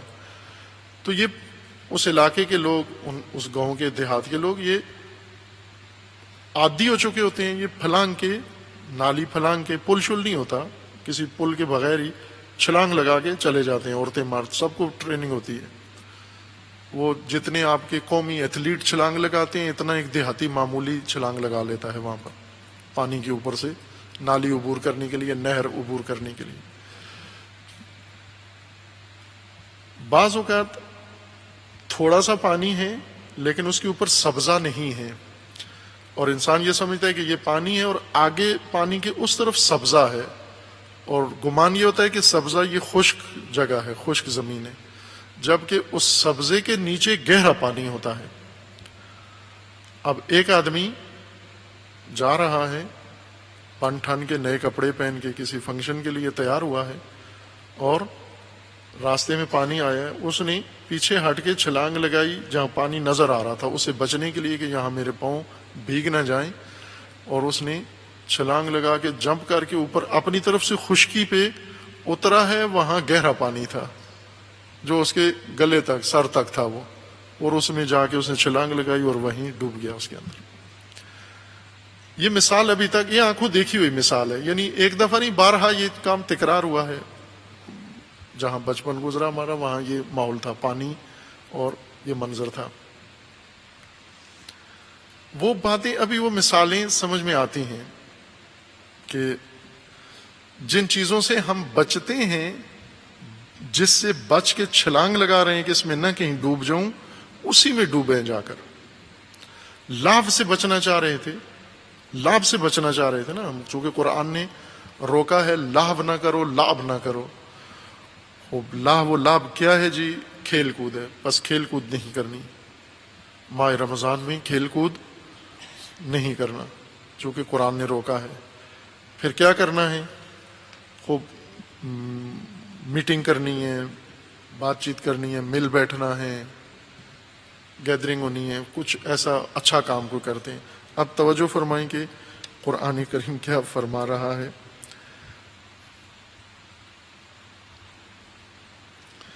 پہلے قرآن کریم کا ایک فرمان ہے کہ الہاکم التکاثر حتی زرتم المقابر، تمہیں مصروف رکھا ہوا ہے، مقصد سے دور کر دیا ہے. کس نے؟ تکاثر نے، نہ کھیل کود نے، کثرت طلبی نے، کثرت نے تمہیں، تکثر نے، تکاثر نے تمہیں الہا کر دیا، مصروف کر دیا. پھر خطاب ہے لا تلہکم اموالکم ولا اولادکم عن ذکر اللہ، مصروف نہ کر دیں کہیں تمہیں اولاد اور اموال، مال اور اولاد دونوں ذکر خدا سے تمہیں دور نہ کر دیں، بلا نہ دیں کہیں. اب یہ کھیل کود نہیں کر رہے ہیں، کھیل کود سے چھلانگ لگائی ہے کہ کہیں لاہوی نہ ہو جائیں ہم. لاہو سے بچنے کے لیے جو کیا تھا وہ خود لاہو ہے. قرآن فرما رہا ہے لا تلہکم اموالکم ولا اولادکم، تمہارے بچے، تمہاری اولاد اور تمہارے اموال اتنا نہ تمہیں سرگرم کر لیں کہ خدا ہی کو بھول جاؤ تم. اس کے بعد ہے رجال لا تلہیہم تجارت ولا بیع عن ذکر اللہ. بعض مرد ایسے ہیں، مرد یہ بہت قرآن اہمیت دیتا ہے مردوں کو، مردانگی ہے جن کے اندر، مردانہ اقدام کرتے ہیں، مردانہ راہیں طے کرتے ہیں، مردانہ ہمت ہے ان کے اندر. قرآن بہت سراہتا ہے. جب خدا ان کو مرد کہہ رہا ہے تو واقعاً ہیں یہ مرد ہیں. پھر یہ رجال ہیں. لا تلہیہم تجارت ولا بیع عن ذکر اللہ، انہیں تجارت اور بیع، خرید و فروخت اتنا مصروف نہیں کرتی، الہا لہو، اتنا غرق نہیں ہوتے تجارت و بیع میں کہ ذکر خدا کے لیے ان کے پاس وقت ہی نہ ہو. آیت دیگر میں ہے کہ ذرہم یاکلوا ویتمتعوا، رسول اللہ کو حکم ہے کہ چھوڑو ان کو، ذرہم چھوڑ دو ان کو، ذرہم چھوڑ دو ان کو اپنے حال پر، ذرہم یاکلوا کھانے دو ان کو، چرنے دو ان کو، ویتمتعوا عیش کرنے دو ان کو، لطف اندوز ہونے دو ان کو، متمتع ہونے دو ان کو، وَيُلْهِهُمُ الْعَمَلُ، اور آرزوؤں کے اندر ڈوبا رہنے دو ان کو، آرزوؤں کے اندر غرق رہنے دو ان کو، تمناؤں کے اندر غرق رہنے دو ان کو، تخیلات میں ڈوبا رہنے دو ان کو.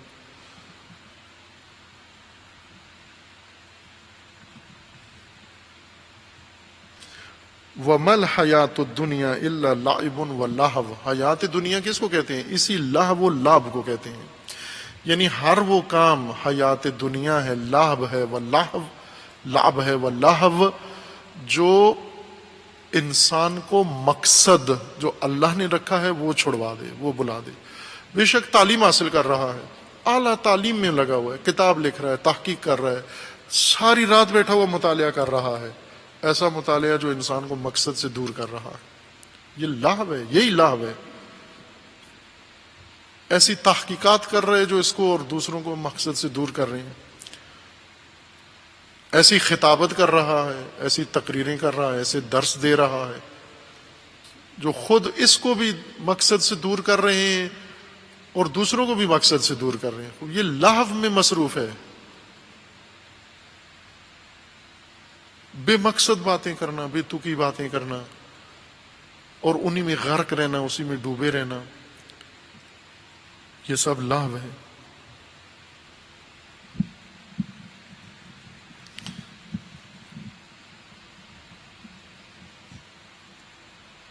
فلاحت اپنا کمایا ہوا، اپنے رنج سے گنج نکالنا، اپنے رنج سے گنج تک نہ پہنچنا، یہ فلاحت ہے. وہ گنج جو اپنے رنج سے انسان کو نصیب ہوا ہو.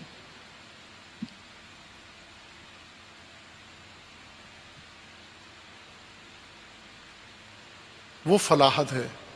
ورنہ گدائی اور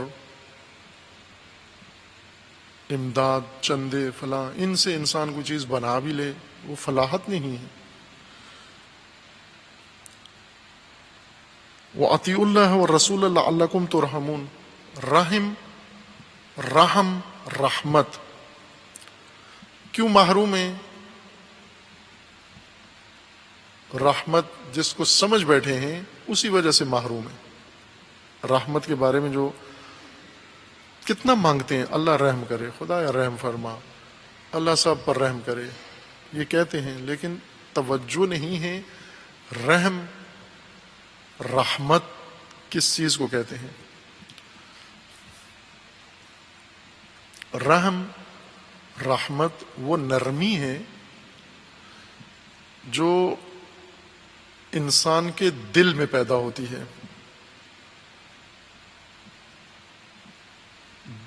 اور وہ نرمی، وہ احساس جو انسان کو کسی کام پر اکساتا ہے اور بغیر کسی طمع کے، لالچ کے، انسان اس عمل کو کسی اور کی خاطر انجام دیتا ہے اور اس عمل کے نتیجے میں کسی کی ضرورت برطرف ہوتی ہے. توجہ فرمائیں. اب رحم دقیقاً کیا چیز ہے؟ رحم وہ احساس ہے جو کسی ضرورت مند کو دیکھ کر انسان کے دل کے اندر پیدا ہوتا ہے، اور یہ احساس انسان کو اکساتا ہے، ارادے پر اکساتا ہے، عمل پر اکساتا ہے. اس عمل پر کہ بغیر کسی لالچ کے، بغیر کسی معاوضے کے، بغیر کسی طمع کے انسان وہ عمل انجام دیتا ہے، صرف اس لیے انجام دیتا ہے کہ اس کی ضرورت، اس کی تکلیف برطرف ہو جائے. مثلا ایک انسان زخمی ہے، بیٹھا ہوا ہے، کراہ رہا ہے، چیخ رہا ہے، آپ موٹر سائیکل سے، گاڑی سے اس کے قریب سے گزرے ہیں، روک لیا آپ نے. منظر دیکھتے ہی آپ کے دل کے اندر اس کی تکلیف نے، اس کی چیخ نے، اس کی فریاد نے، اس کی ضرورت نے آپ کے دل پر اثر ڈالا، متاثر ہوئے، اور احساس پیدا ہوا آپ کے اندر. اس احساس نے گاڑی رکوا دی آپ سے، موٹر سائیکل رکوا دی آپ سے. اتر کے اس کے پاس جاتے ہیں، آپ اس کی حالت کا مشاہدہ کرتے ہیں، احساس کرتے ہیں آپ کے زخمی ہے، شدید جری ہے، مجروح ہے. اسے اٹھاتے ہیں، اپنی گاڑی میں موٹر سائیکل پر بٹھا کے اسے ہسپتال لے جاتے ہیں، اور پہنچا کے اس کے پٹی کرواتے ہیں، ایڈمٹ کرواتے ہیں، جو ضروریات ہے اس کی ساری، اور مکمل طریقے سے اس کو خطرے سے باہر نکال کے، نہ اس سے آپ کرایہ لیتے ہیں، نہ اسے پیٹرول کے پیسے لیتے ہیں، نہ اسے کہتے ہیں میں نے اتنا ٹائم دیا ہے اب مجھے اتنا دے، نہ اسے ٹیلی فون نمبر لیتے ہیں، کچھ بھی نہیں. طمع توقع کے بغیر پھر آپ اپنی گاڑی پہ بیٹھتے ہیں اور اپنے کام سے چلے جاتے ہیں. اب یہاں پر آپ نے جو اسے اٹھایا، عمل کیا، یہ نہیں ہے رحم. رحم وہ آپ کے دل کی حالت ہے جس نے یہ سب کچھ کروایا ہے. دل کی نرمی، اور اس نرمی کے اندر دوسرے کی ضرورت کی تاثیر، اس تاثیر کے نتیجے میں، یعنی ادھر نرمی ہے، ادھر سے وہ دکھ ہے، تکلیف ہے، اس تکلیف نے اس نرم دل کے اندر ایک احساس پیدا کیا ہے. اس احساس کا نام رحم ہے. رحم، رحیم، رحمت اس احساس کا نام ہے.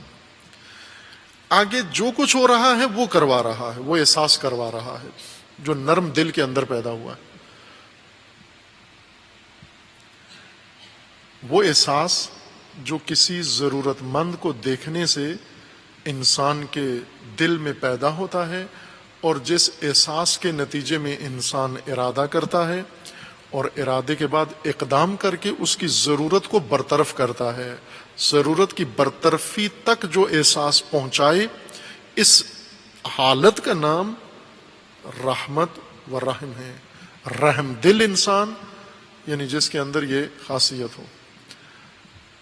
اللہ کی رحمت کیا ہے؟ اللہ کی رحمت میں ہمیں تھوڑا اب دقت کرنی پڑے گی. یعنی یہاں تسبیح کی ضرورت ہے. تسبیح سے مراد یہ نہیں ہے کہ جیبوں سے کنٹھا نکالیں اور 100 دفعہ کریں سبحان اللہ، اللہ اکبر، نہ. یا تسبیح قرآنی کی ضرورت، تسبیح ملائکہ کی ضرورت ہے، ملکوتی تسبیح کی ضرورت ہے، تنزیہ کی ضرورت ہے. وہ یہ ہے کہ اللہ کی رحمت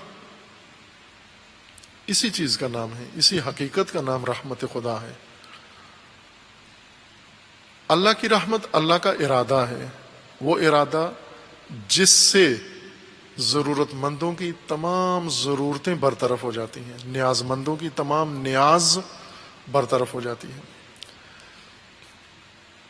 اور وہ ارادہ جو کسی پاداش، کسی معاوضے کے لیے، کسی شکرانے کے لیے نہیں ہوتا، صرف اس لیے کہ اس کی ضرورت برطرف ہو جائے. تنزیہ یہاں چاہیے کہ رحم، رحم احساس ہے انسان کے اندر، انسان کے اندر اٹھنے والا احساس ہے. اللہ کی ذات اس احساس سے منزہ ہے. احساس نہیں ہے اللہ میں، بری ہے، پاک ہے، اجل ہے احساس سے. احساس مخلوق کی صفات میں سے ہے، مخلوق کی حالات میں سے ہے. خالق بری از احساس ہے، خالق منزہ ہے، اجل ہے احساس سے، مخلوق کی صفات سے متصف نہیں ہے. لیکن یہ حقیقت حق تعالی کے اندر ہے، ذات حق میں، کہ ما سوی اللہ سب ضرورت مند ہیں اور سب کی ضرورت اللہ کے ارادے سے پوری ہونی ہے.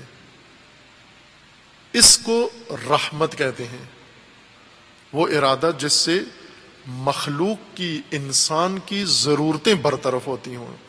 اللہ رحم فرما، یعنی خدایا وہ ارادہ، وہ فعل، وہ اسباب جن سے ان سب کی ضرورتیں، جو حاجات ہیں وہ ساری برطرف ہو جائیں. اصل ضرورتیں. خوب، وہ کیا ضرورتیں ہیں؟ ایک انسان کی کیا ضرورت ہے بحیثیت انسان، بحیثیت عبد؟ اور رحمت خدا کیا ہوگی جس سے اس کی ضرورت برطرف ہو؟ ہم یہ سمجھتے ہیں ہماری ضرورت مال ہے، ہماری ضرورت منصب ہے، ہماری ضرورت مادیات ہیں، ہماری ضرورت وسائل ہیں، ہماری ضرورت سہولیات ہیں. ہم غیر ضروریات کو ضروریات بنا کر خدا کے سامنے پیش کر دیں گے، یہ عطا فرما دیں. جس طرح سے بعض مکار ہوتے ہیں، زخمی نہیں ہوتے، گدھا اداکار ہوتے ہیں، پٹی باندھی ہوتی ہے انہوں نے، رنگ لگا کے اپنے بازو پہ، ٹانگ پہ پٹی باندھ کے روڈ کے کنارے لیٹے ہوتے ہیں، یا بازو دورا کیا ہوتا ہے، ٹانگ دوری کی ہوتی ہے، اور آگے سے کٹ وہ موم کا بنا کے چمڑے کا آگے سے لگا ہوتا ہے کہ ٹانگ کٹی ہوئی ہے. یہ لوگوں کو ٹھگتے ہیں، ضرورت مند نہیں ہے، زخمی نہیں ہے، لیکن رحم دلوں کو متاثر کرنے کے لیے اپنی یہ حالت بنائی ہوتی ہے. خوب ان سے آپ اتریں، پوچھیں جی آپ کو اسپتال جائیں، کہتے ہیں اسپتال نہیں ہے، پیسے دے دیں مجھے. ویسے بہت سارے لوگ آتے ہیں مدد مانگتے ہیں آ کر، مثلا یہ کہیں گے جی کہ مریض ہے ہمارا اسپتال میں ہے، ماں مریض ہے، بیوی مریض ہے، بچہ مریض ہے، اس کے لیے مدد دیں. وہ نہیں کہتے ہیں ہم آپ کو دوائی دے دیتے ہیں، ڈاکٹر دے دیتے ہیں، کہتے ہیں نہیں پیسے دے دیں. مریض اور ڈاکٹر ہے ہمارے پاس، دوا بھی ہم نے لے لی ہے، پیسے نہیں ہیں ہمارے پاس. وہ اس کا مطلب ہے نہیں، ضرورت جعلی ضرورت بنائی ہوئی ہے. آپ اس ٹھگ کے پاس جاتے ہیں، اس نے ایک جعلی ضرورت بنا کے رکھی ہوئی ہے اور آپ سے طلب کرتا ہے. انسان دھوکے میں آ جاتا ہے، انسان کو ٹھگا جا سکتا ہے، دھوکہ دیا جا سکتا ہے، اپنا ضرورت مندوں والا حلیہ بنا کر، گدھا اداکاری کر کے ایک رحم دل انسان کو ٹھگ سکتا ہے، لیکن رب رحیم کو نہیں ٹھگ سکتا. جعلی ضرورت شو کر کے، جعلی ضرورت خدا کے سامنے پیش کریں، خدا اس کے دھوکے میں تو نہیں آتا. اللہ رحیم ہے، رحمت جس سے تمہاری ضرورتیں برطرف ہوں، جس سے تمہاری کمی دور ہو، جس سے تمہارا نقیصہ برطرف ہو، جس سے تمہاری ضعف تمہارا برطرف ہو، وہ رحمت خدا ہے. لیکن جو مل بھی جائے اور برطرف بھی کچھ بھی نہ ہو، وہ رحمت نہیں ہے اللہ کی. وہ بے شک وسیلہ اللہ نے دے دیا ہے، لیکن یہ رحمت نہیں ہے. کیوں کہ اس نے تو الٹا، مثلا جس مال سے انسان ہیں، بعض لوگ جب چھوٹے سے گھر میں رہتے تھے تو مسجد میں نماز پڑھتے تھے، گھر بہت بڑا ہو گیا، اے سی نہیں تھا پہلے ان کے گھر میں، بجلی بند ہوتی تھی، چلو مسجد میں چلے جاتے ہیں، مومنین کے ساتھ وقت گزاریں گے.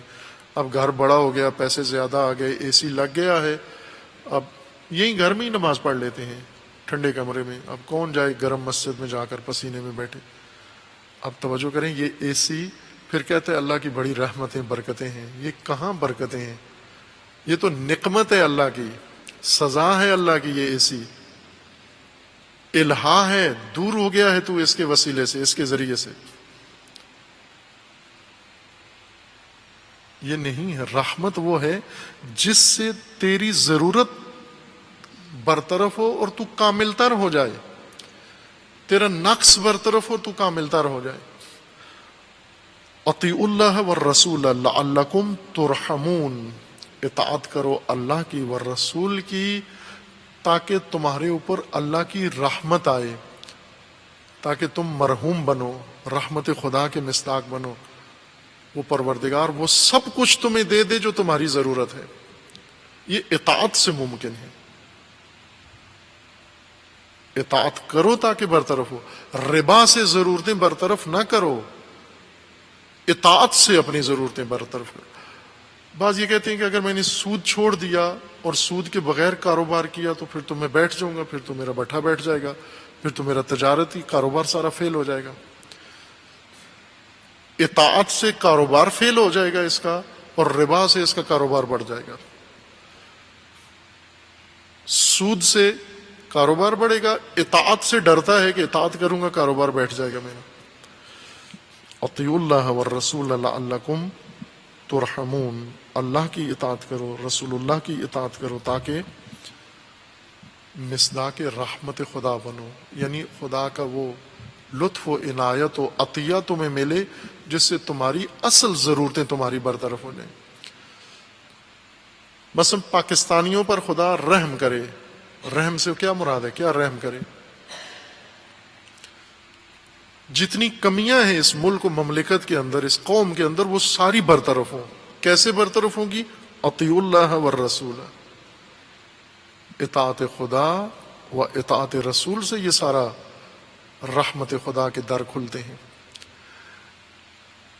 آپ اطاعت کرو، فرمان بجا لو اللہ کے، اطاعت کرو نظام خدا، پھر دیکھو کیسے ساری ضروریات برطرف ہوتی ہیں۔ ابھی تم نے کیا کیا ہوا ہے؟ تمام قومی، تمام ملکی ضروریات کے لیے تم نے طاغوت کا دامن پکڑا ہوا ہے۔ پہلے 70 سال امریکہ سے امریکہ کو الہ مانا، امریکہ الہ ہے، رب ہے، پاکستان کی مدد کرے گا، پاکستان کی مدد کرے گا، کر رہا ہے، دے رہا ہے، کر رہا ہے، دے رہا ہے، اور اس مدد نے پاکستان کو یہاں پہنچایا ہے۔ اب الہ پاکستان کے اور بھی الہ ہیں، اب نیا الہ پکڑا ہے چائنا سے، ساری امیدیں ہیں کہ اب پاکستان دیکھو کہاں پہنچتا ہے۔ کیوں؟ اب چائنا نے ارادہ کر لیا ہے پاکستان کی ساری ضروریات برطرف کرنے کا۔ عزیز من، مسلمین، مومنین پاکستان، اطیعوا اللہ و اطیعوا الرسول لعلکم ترحمون، اللہ کی پیروی کرو، اللہ کے نظام کی پیروی کرو، رسول اللہ کی پیروی کرو، اور رسول اللہ کے فرمان کو بجا لو ہر شعبے میں، ہر پہلو سے۔ نہ صرف تراویح پڑھ لو، بعض اسی پہ خوش ہیں، تجارت سودی کرتے ہیں، رات کو تراویح پڑھ لیتے ہیں، پھر خوش ہیں کہ بہت کچھ بیلنس کر دیا ہم نے۔ اطاعت ہر شعبے کے اندر، ہر زندگی کے قدم کے اندر اللہ کا فرمان موجود ہے، اس کو بجا لو، رسول اللہ کا فرمان موجود ہے، اسے بجا لو، پھر تمہاری ساری ضروریات پر ترحمون، تم پر رحمتیں آ جائیں گی، وہ رحمتیں تمہاری ضرورتیں پوری ہوں گی۔ یہ نہیں ہیں، یہ اپنی ضرورتیں پوری نہیں کر سکتے، آپ کی کیسے ضرورتیں پوری کریں گے؟ وہ تمہاری کیا ضرورت پوری کرے گا؟ ٹرمپ جو اپنی ضرورت پوری کرنے کے لیے گائے دو کے گیا ہے، وہ اپنی ضرورت پوری کرنے میں لگا ہوا ہے، تم اس سے کہہ رہے ہو تم ہماری ضرورت پوری کرو گے۔ وہ خود ضرورت مندوں میں سے ہیں، تم بے نیاز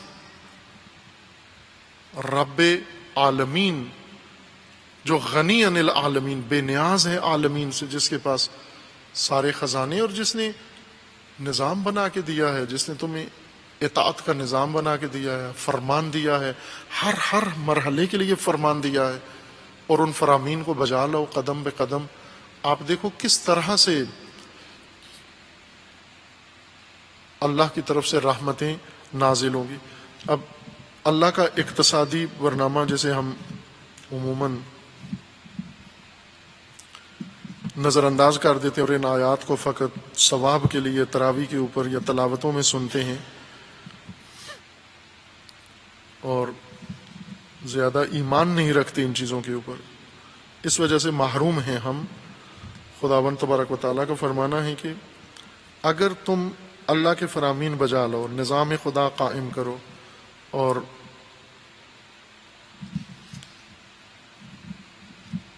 آسمانی ہدایت پر عمل کرو تم، تو دیکھو تمہارا اقتصاد کیا بنتی ہے۔ یہ آیت اقتصادی آیت ہے، یہ فرمان شعبہ اقتصاد کے لیے نازل ہوا ہے۔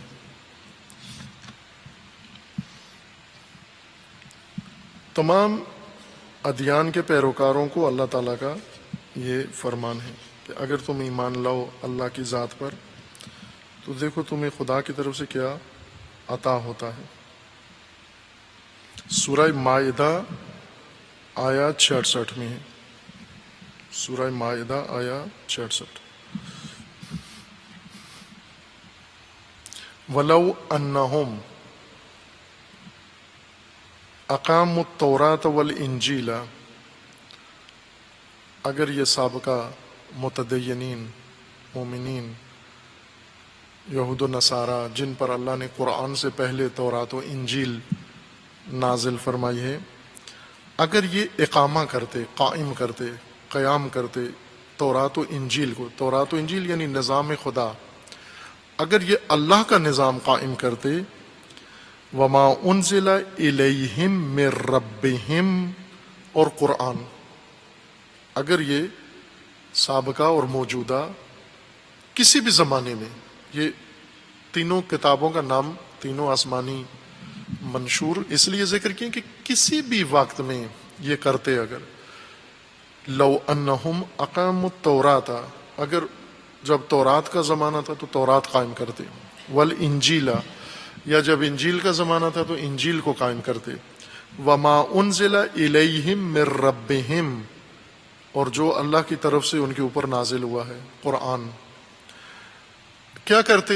اگر یہ تورات و انجیل و قرآن میں جو اللہ نے بیان کیا وہ قائم کرتے نظام، لَأَكَلُوا مِن فَوْقِهِمْ وَمِن تَحْتِ أَرْجُلِهِمْ مِنْهُمْ أُمَّةٌ مُقْتَصِدَةٌ وَكَثِيرٌ مِّنْهُمْ سَاءَ مَا يَعْمَلُونَ۔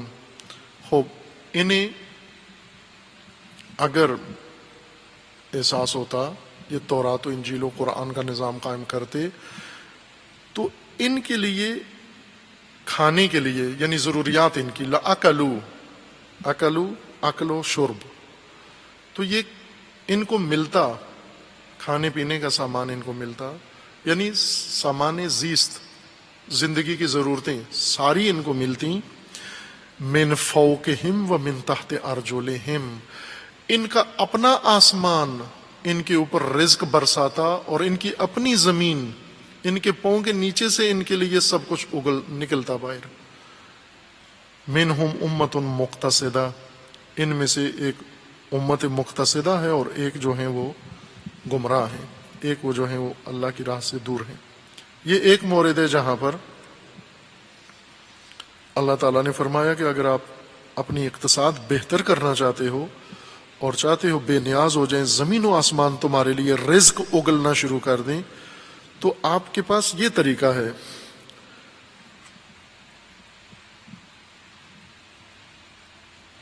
دوسری ایک آیت ہے اس کے اندر بھی اسی طرح سے ہے کہ اگر یہ اللہ کی اطاعت کرتے و رسول اللہ کی اطاعت کرتے تو زمین و آسمان ان کو رزق عطا کرنا شروع کر دیتے۔ یہی پاکستان کا زمین و آسمان انہیں رزق اگلنا شروع کر دیتے اگر یہ اللہ کی اطاعت کرتے۔ اور ہر سرزمین ایسے ہے، ہر سرزمین اللہ نے اسی طرح سے بنائی ہے۔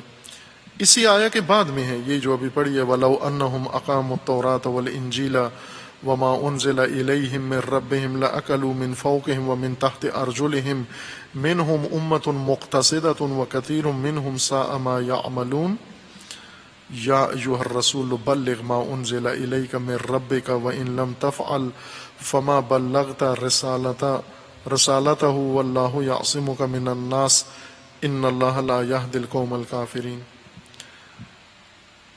اسی کے سیاق میں یہ آیا ہے کہ اے رسول، انہوں نے تو نہیں کیا، نہ تورات قائم کی نہ انجیل قائم کی، اب آپ قرآن ابلاغ کریں، اب آپ انہیں بتائیں اللہ کے فرامین، اللہ کے قوانین، آپ انہیں ابلاغ فرمائیں۔ اور وہ آیت ہے ہی نظام کے بارے میں ہے، یہ آیت جشن ہے، شیعہ کے نزدیک صرف آیت جشن منانے کے لیے، جشن غدیر کی آیت ہے۔ غدیر کے دن اس کا بینر بنا لو، غدیر کے دن اس کو فیس بک پہ چڑھا دو، غدیر کے دن اس پہ تقریر ایک جھاڑ دو، غدیر کے دن اس پہ اور اظہار خیال کر دو اور فیس لے لو، پیسے کما لو غدیر کی تقریروں میں جلسے جلوس کر کے۔ شیعوں کے نزدیک اس آیت یہ آیت جشن ہے، لیکن اللہ کا فرمانا ہے کہ تورات و انجیل تو انہوں نے نہیں کیے قائم، اس لیے اپنی زمینوں پر بھوکے ننگے پیاسے رہے، اقتصادی بدحالی کا شکار رہی۔ اگر اللہ کا نظام قائم کرتے تو خود ان کے اپنے زمین و آسمان رزق اگلتے ان کے لیے۔ اب آپ انہیں بتائیے کہ آپ اب قرآنی نظام آپ پیش کیجئے ان کے سامنے، اور وہ ولایت ہے۔ اب آپ ولایت کا اعلان کریں ان کے لیے، بلغ ما انزل الیک۔ اس کے بعد پھر فرمایا کہ قل، اب مسلمانوں کو ابلاغ کرو اللہ کا نظام، اور ساتھ یہ بھی فرما دیں، قل یعنی مسلمانوں کو یہ بھی بتا دیں اور اہل کتاب کو، یا اہل الکتاب لستم علی شیء حتی تقیموا التوراۃ والانجیل وما انزل الیکم من ربکم ولیزیدن کثیرا منہم ما انزل الیک من ربک طغیانا وکفرا فلا تأس علی القوم الکافرین۔ آپ فرما دیں کہ اے اہل کتاب تم کچھ بھی نہیں ہو، لستم علی شیء، یہ اہل کتاب کے اس دعویٰ کے بارے میں ہے جو وہ خود اپنے بارے میں رکھتے تھے، اور وہ یہ کہتے تھے ہم کچھ ہیں۔ یہود نصارہ کے بارے میں اور نصارہ یہود کے بارے میں یہ دعویٰ رکھتے تھے۔ یہود یہ کہتے تھے کہ لیست النصارى علی شیء، اور نصارہ یہ کہتے تھے لیست الیہود علی شیء۔ یہود کیا ہیں؟ کچھ بھی نہیں ہے، سب کچھ تو نصارہ ہیں، ہم ہیں۔ ان کا بھی یہی کہنا تھا، یہ نصارہ کیا ہیں؟ یہ کچھ بھی نہیں ہے، سب کچھ یہود ہیں۔ اللہ نے رسول اللہ کو فرمایا کہ انہیں بتاؤ تم دونوں کچھ بھی نہیں ہو۔ اب پاکستان میں بھی دو دھڑے ہیں نا، دونوں دعوے کرتے ہیں وہ کچھ نہیں ہے، سب کچھ ہم ہیں۔ یہ انہی کو خطاب ہے، لستم علی شیء، تم دونوں کچھ بھی نہیں ہو۔ وہ دو گروہ اس وقت تھے، ایک دوسرے کو کہتے تھے تم کچھ نہیں ہو، ہم بہت کچھ ہیں۔ قرآن فرماتا ہے جب تورات کا نظام قائم نہیں کیا، انجیل کا نظام قائم نہیں کیا، قرآن کا نظام قائم نہیں کیا، تو تم سب کچھ بھی نہیں ہو۔ یا اہل الکتاب لستم علی شیء، کچھ بھی نہیں ہو، حتی تقیموا التوراۃ والانجیل وما انزل الیکم من ربکم، جب تک تورات، انجیل اور قرآن کا نظام قائم نہیں ہو جاتا، حتی تقیموا، جب تک اقامہ تورات و انجیل و قرآن نہیں کرتے، اس وقت تک تم کچھ بھی نہیں ہو۔ اس وقت تک درماندہ، پسماندہ، محتاج، ضرورت مند، اس وقت تک تمہیں دوسرے سہارا دیں گے۔ خود کس وقت کچھ بنو گے؟ جس دن یہ نظام قائم کرو گے، اطاعت خدا و اطاعت رسول کرو گے، اس دن تم کسی قابل بنو گے، کسی شمار میں آؤ گے، کسی کھاتے میں آؤ گے۔ اس وقت خدا تمہیں کوئی امت شمار کرے گا، قوم شمار کرے گا۔ تمہاری ضرورتیں برطرف ہونی ہیں اطاعت خدا و اطاعت رسول اکرم صلی اللہ علیہ وآلہ وسلم سے۔ آیات دیگر ہیں اطاعت کے متعلق انشاءاللہ بعد میں عرض ہوگی۔ وصلی اللہ علیہ محمد۔